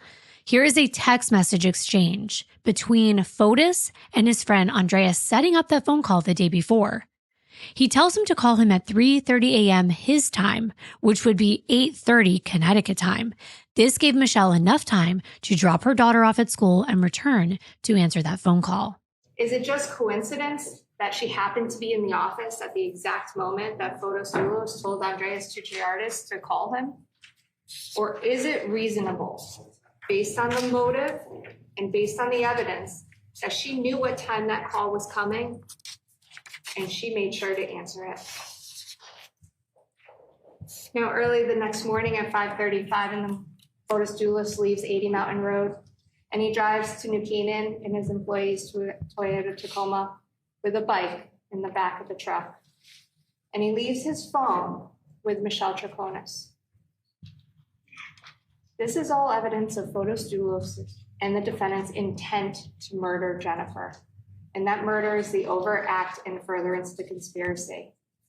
But Fotis Dulos needed help to commit that murder. He needed an alibi. He needed the defendant. So what is the defendant doing while Fotis Dulos is driving down to New Canaan? When he's southbound on the Merritt Parkway at the Fairfield Rest Area at 6:36, or at the New Canaan Rest Area at 7:03? What about when he's riding a bike up Weed Street, the direct path between Waveney Park and 69 Wells Lane? Or at 7:57, when the school bus camera captures that Toyota Tacoma secreted in a cutout across from Waveney Park? Or at 8:05, when Jennifer returns home after dropping her children off, the last time they will see their mother. What is the defendant doing while Jennifer is being assaulted and killed in the garage of 69 Wells Lane? Fotis Dulos' overt act. Remember, Michelle Troconis doesn't have to be at 69 Wells Lane. She is not charged with the murder. She is charged with conspiracy to commit the murder. It's Fotis Dulos who committed that overt act. Remember Mark Davison's testimony? There were a minimum of 2 impacts. This wasn't a fall where she hit her head. You saw the blood splatter on the car, on the undercarriage of 2 cars, the garage floor, the garbage cans. You can make the reasonable inference that this was an anger-driven assault on Jennifer, and she died as a result. She told the jury about the cleanup and the bloodstain on Jennifer's kitchen faucet that contained a combination of Jennifer's and Fotis' DNA. Then she showed the jury the photo of Jennifer's Suburban driving away and later found abandoned in the park with a dead battery and also in reverse. During this entire morning, Fotis Dulos doesn't have his phone on him. Why wouldn't he want his phone on him? Well, there's 2 reasons. 1, he doesn't want his location tracked. I think that's a reasonable inference you can make. But 2, he needs somebody to manipulate it. He needs somebody to manipulate it at 4 Jefferson Crossing so it looks like he is home. So it looks like he's taking a shower. So it looks like he is in the office. So it looks like he is answering calls. We all know who that someone is. Michelle Troconis. Look at all the text messages that were not answered that morning and all the phone calls that were not answered except for one, planned one. Make no mistake, she knew exactly what she was doing when she answered that phone. How do you know? It was planned, the timing, but also she doesn't talk about the call at all in her first 2 interviews. After all, the call is not on her alibi script. And make no mistake, we call them timelines, but they are alibi scripts. That call is not on her alibi script. A lot of other calls are, but conveniently that one's not on. It's on Fotis's. After all, it was supposed to be his alibi. The fact that Michelle didn't mention the phone call in her alibi script, yet it was listed in Fotis' alibi script, is very telling.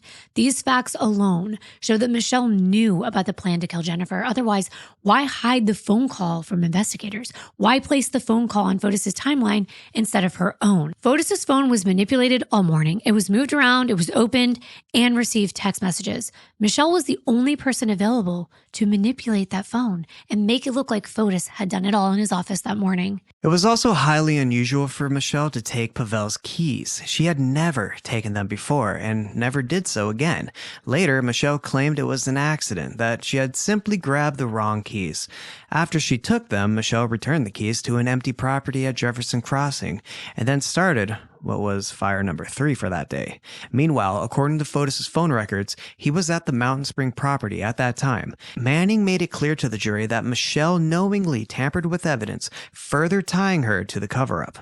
When the Toyota Tacoma returns in 7:10 prior to driving to Albany Avenue, these acts go hand in hand with counts 1, 2, and 3.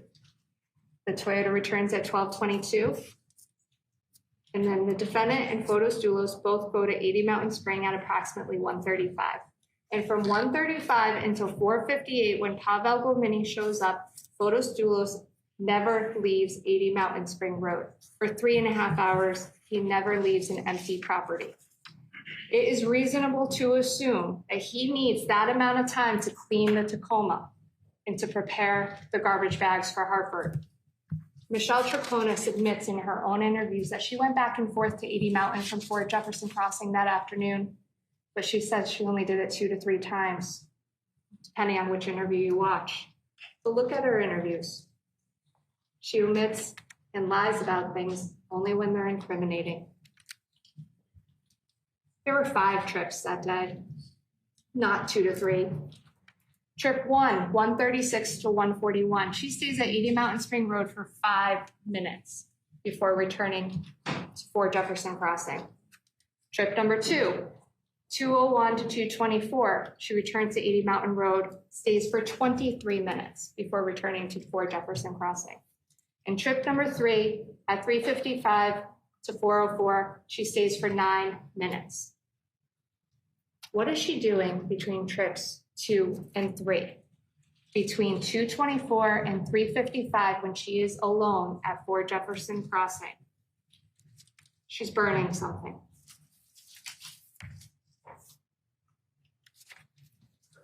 Then she's not burning something. And then she's burning something again. Remember, there were 3 separate fire events, ladies and gentlemen. This is 2 of them. And she is alone at Fort Jefferson Crossing while the fire is going on. How do we know that she's alone? We don't see any other cars leave 80 Mountain Spring Road. Her own admission in her interviews for driving the Jeep in the Suburban, and Fotis Dulos' phone location.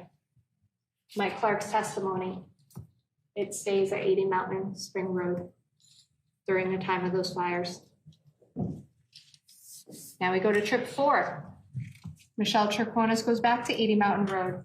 She stays for 35 minutes between 4:23 and 4:58 when Pavel Gomini shows up. Then Pavel Gomini leaves, Michelle Troconis backs out of the driveway, and Fotis Dulos leave. They all leave together.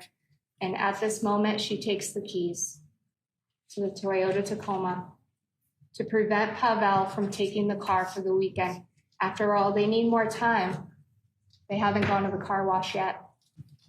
The evidence proves beyond a reasonable doubt that the defendant intended to end her and Fotis Dulos' 2 years of torture by murdering Jennifer Farber Dulos. She acted as his alibi during the murder. She conspired to tamper with the physical evidence of the murder, intentionally aided in covering it up at 80 Mountain Spring Road, at Albany Avenue in Hartford, and at Russell Speeders in Avon. The evidence shows the defendant is guilty beyond a reasonable doubt of each and every count. Thank you. That was the state's closing argument. But of course, Michelle's attorney, Jon Schoenhorn, delivered his closing statements. He told the jury simply that the prosecution had failed to prove their case beyond a reasonable doubt, and that Fotis took his secrets with him to the grave when he took his own life. He said the prosecution's case sounded like a scripted cable TV show. He said that it was compelling, but it wasn't based on facts that they heard during the trial. And I'm asking, is he at the same trial? Here's what he said. Michelle met Fotis in 2016 at the Miami Water Skiing Club. Both were members, both were competitive water skiers. They both had children about the same age, and the children became friends. You heard from Warren Almeida about that. Fotis introduced the babysitter. He introduced his children. And at some point, Michelle fell in love with that man. He was an outgoing, fun-loving father, successful businessman with a high-end construction of homes business, a competitive athlete with similar interests to her. Obviously more similar interests than has been testified to that Jennifer Dulos had with Fotis. But she was also told, and you heard this from many people, that they were working towards an amicable, friendly divorce, that everything was going to be fine, there was going to be legal separation, and an amicable divorce and custody. In September of 2017, Michelle did move to Connecticut with her young daughter. She enrolled her daughter in local schools, made her own friends, engaged in her passion for water skiing. She traveled. She helped work on her daughter's athletic interests and her sports training. But more importantly, she also had her own business. You heard from several people she had an import rug business that she was selling in local Farmington Valley stores and to individuals. But Fotis always showed the side of him that he wanted her and others to see. He hid things from Michelle just like he did from his friends and from his employees, including Pavel Gumieni. He did that for years. Even Lauren Almeida, who used to work for him, who considered him a mentor, didn't believe it when Jennifer suggested to her that Fotis was having an affair. He was good at hiding what he was really up to. Now, in 2019, and we just heard that from the prosecution, there were some strains in the relationship between Fotis and Michelle. Just like Fotis, you heard, was lying to her, he was storing other women's phone numbers in his phone. He'd put some of those names in the Greek language, which she didn't understand. And she was upset, thinking that he was communicating with other women, but using men's names to hide that fact. They were written in Greek, and Michelle didn't know any Greek. She had already talked about moving to Colorado with her daughter after the end of the school year. And it also looked like at the end of April, the custody fight was about to end. There was a favorable report. Everyone said that report was favorable to Fotis Dulos and that he was going to look forward to spending the whole summer with his children. That was discussed not just with the lawyers who talked to Michelle, but it was also discussed with his friends and those that knew him well. They were, quote, moving in a positive direction, unquote, starting at the end of April. And according to Michelle's interviews with the police, she also thought everything seemed good by May. Everything was consistent with the testimony by friends, co-workers, his employees and former employees, and especially the lawyers that you heard from, Mr. Meehan and Mr. Rose. This nefarious plot under those circumstances makes no sense. Why then? Why at that moment is he going to then plot with his girlfriend to kill Jennifer? I can think of a lot of reasons why then and why at that time, but I'll let you explain. According to the defense, everything was going great for Fotis. His relationship, the custody case, everything. But we know that wasn't true. The court was not happy with Fotis and was deeply concerned by his repeated lies. The reality was that Fotis wasn't going to get custody of his children anytime soon, if ever. On top of that, he was in serious financial trouble. He had several unsold spec homes, and he had stopped paying his mortgage, and Jennifer's mom was suing him for over $2 million. Prosecutor McGinnis delivered the rebuttal closing, and his message was simple. He made it clear that despite what the defense claimed, things were not going well for Fotis and Michelle. McGinnis pointed out at the end of the day, Michelle played a critical role in everything that happened. She wasn't just an innocent bystander. She was actively involved in a conspiracy and cover-up. The defendant in this case repeatedly lied to investigators. Repeatedly lied to investigators. What does that say about her culpability? What does that say about what she knew in advance? What does that say about what she knew was going to happen to Jennifer Dulos and what she knew they did after the fact? So let's run through some of the things the defendant said to investigators. I showered with Fotis Dulos on May 24th, 2019. When I go to the bathroom, I brush my teeth, I get into the shower. Mm-hmm. I don't wet my head, usually because usually I take a fast shower to take one. Fotis jumps into the shower with me. Now, here's what's interesting about that. She is giving the investigators an awful lot of detail, isn't she? I didn't wet my hair. Fotis jumped in the shower with me. And of course, we know where that came from. This is what she told investigators about where Fotis Dulos was on the morning of May 24, 2019. I saw Fotis talking to Kent in the office. I walked Kent, the lawyers there. They're talking in the further, I've been in the house now. They're in the table, not the office. They Kent and who? And Fotis. Kent and Fotis. I grabbed my computer. All these details. He's talking to Kent at the table in the office. I grabbed my computer. You know he's in New Canaan murdering his wife. You know that because of all the evidence, the DNA evidence, the trash in Hartford. So what is she talking about? I didn't see Fotis' phone in the morning on the 24th. I didn't see the phone, but yes, probably it's weird. She told investigators she didn't see the phone. She told investigators she saw Fotis in the shower. She told investigators she saw Fotis talking to Kent Mawinnick until she didn't. Wait, I actually didn't see him.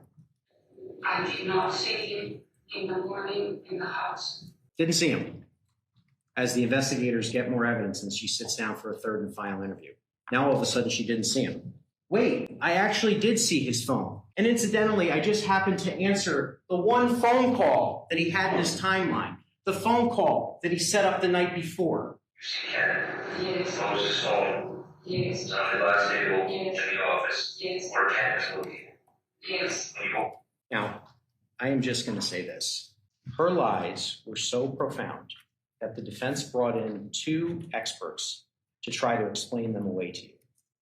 So what I suggest to you about those experts is, number one, Dr. Loftus couldn't point to a single thing, not one thing in this record that the police officers fed her. Not one. So when the defense attorney gets up and says, you'll see in the report authority figures, I asked her on cross-examination, did the officer suggest that? I don't recall. Did the officer suggest that? No.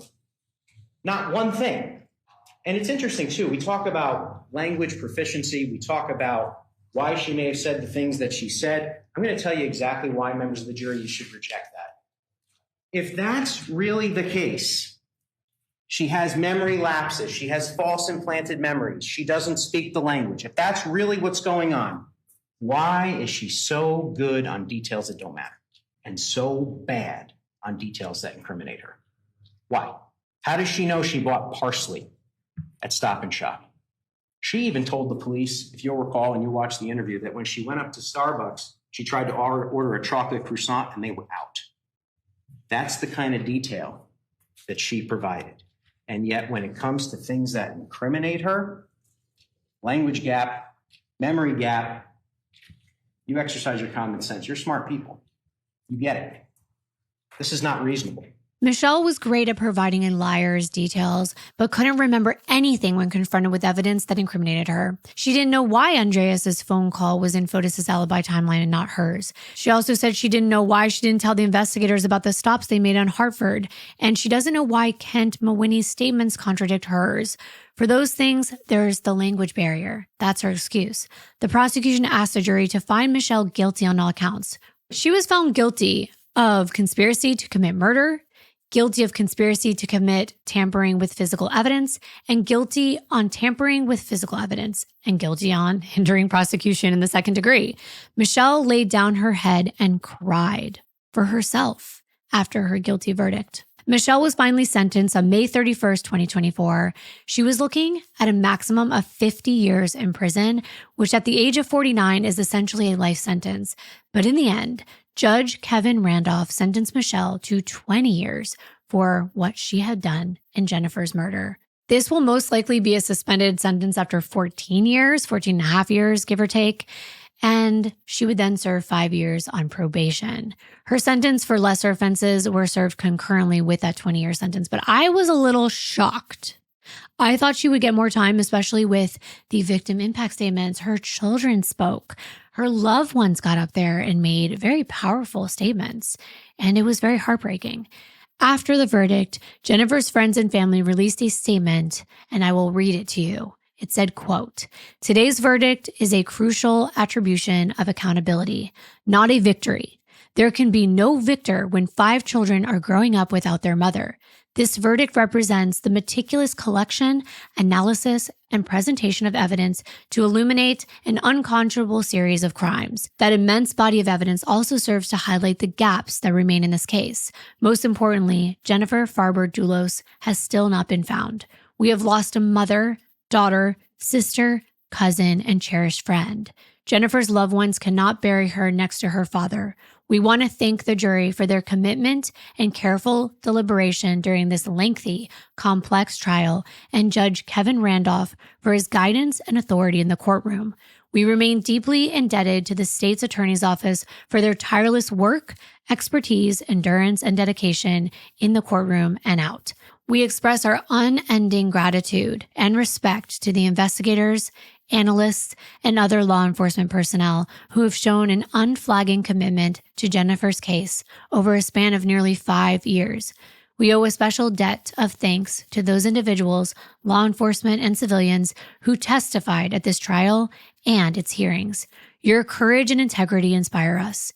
Many questions remain as we approach the 5-year marker. It is our hope that the resurgent public interest in this case might spur new, viable leads. In the meantime, Jennifer's grace, goodness, and light live on through her children and through the honor of her memory." End quote. To this day, Jennifer's body has never been found. As Fotis took that secret of her whereabouts to his grave, Jennifer's children still don't have a place where they can go to grieve for their mother. In May of 2021, a domestic violence bill called Jennifer's Law received nearly unanimous support in the Connecticut State Senate. Named in her honor, this bill broadened the definition of domestic violence to include coercive control, recognizing how manipulation and control are part of abusive relationships. On June 28, 2021, Governor Ned Lamont signed Jennifer's Law into effect, marking a significant step forward in protecting victims. This has been a long series. It's been very heartbreaking to still have so many questions, and for the 5 precious children to have lost so much. We want to thank you for being here for Jennifer's story and for being part of our community. And as always, thank you so very much. We will see you in our next video. Bye.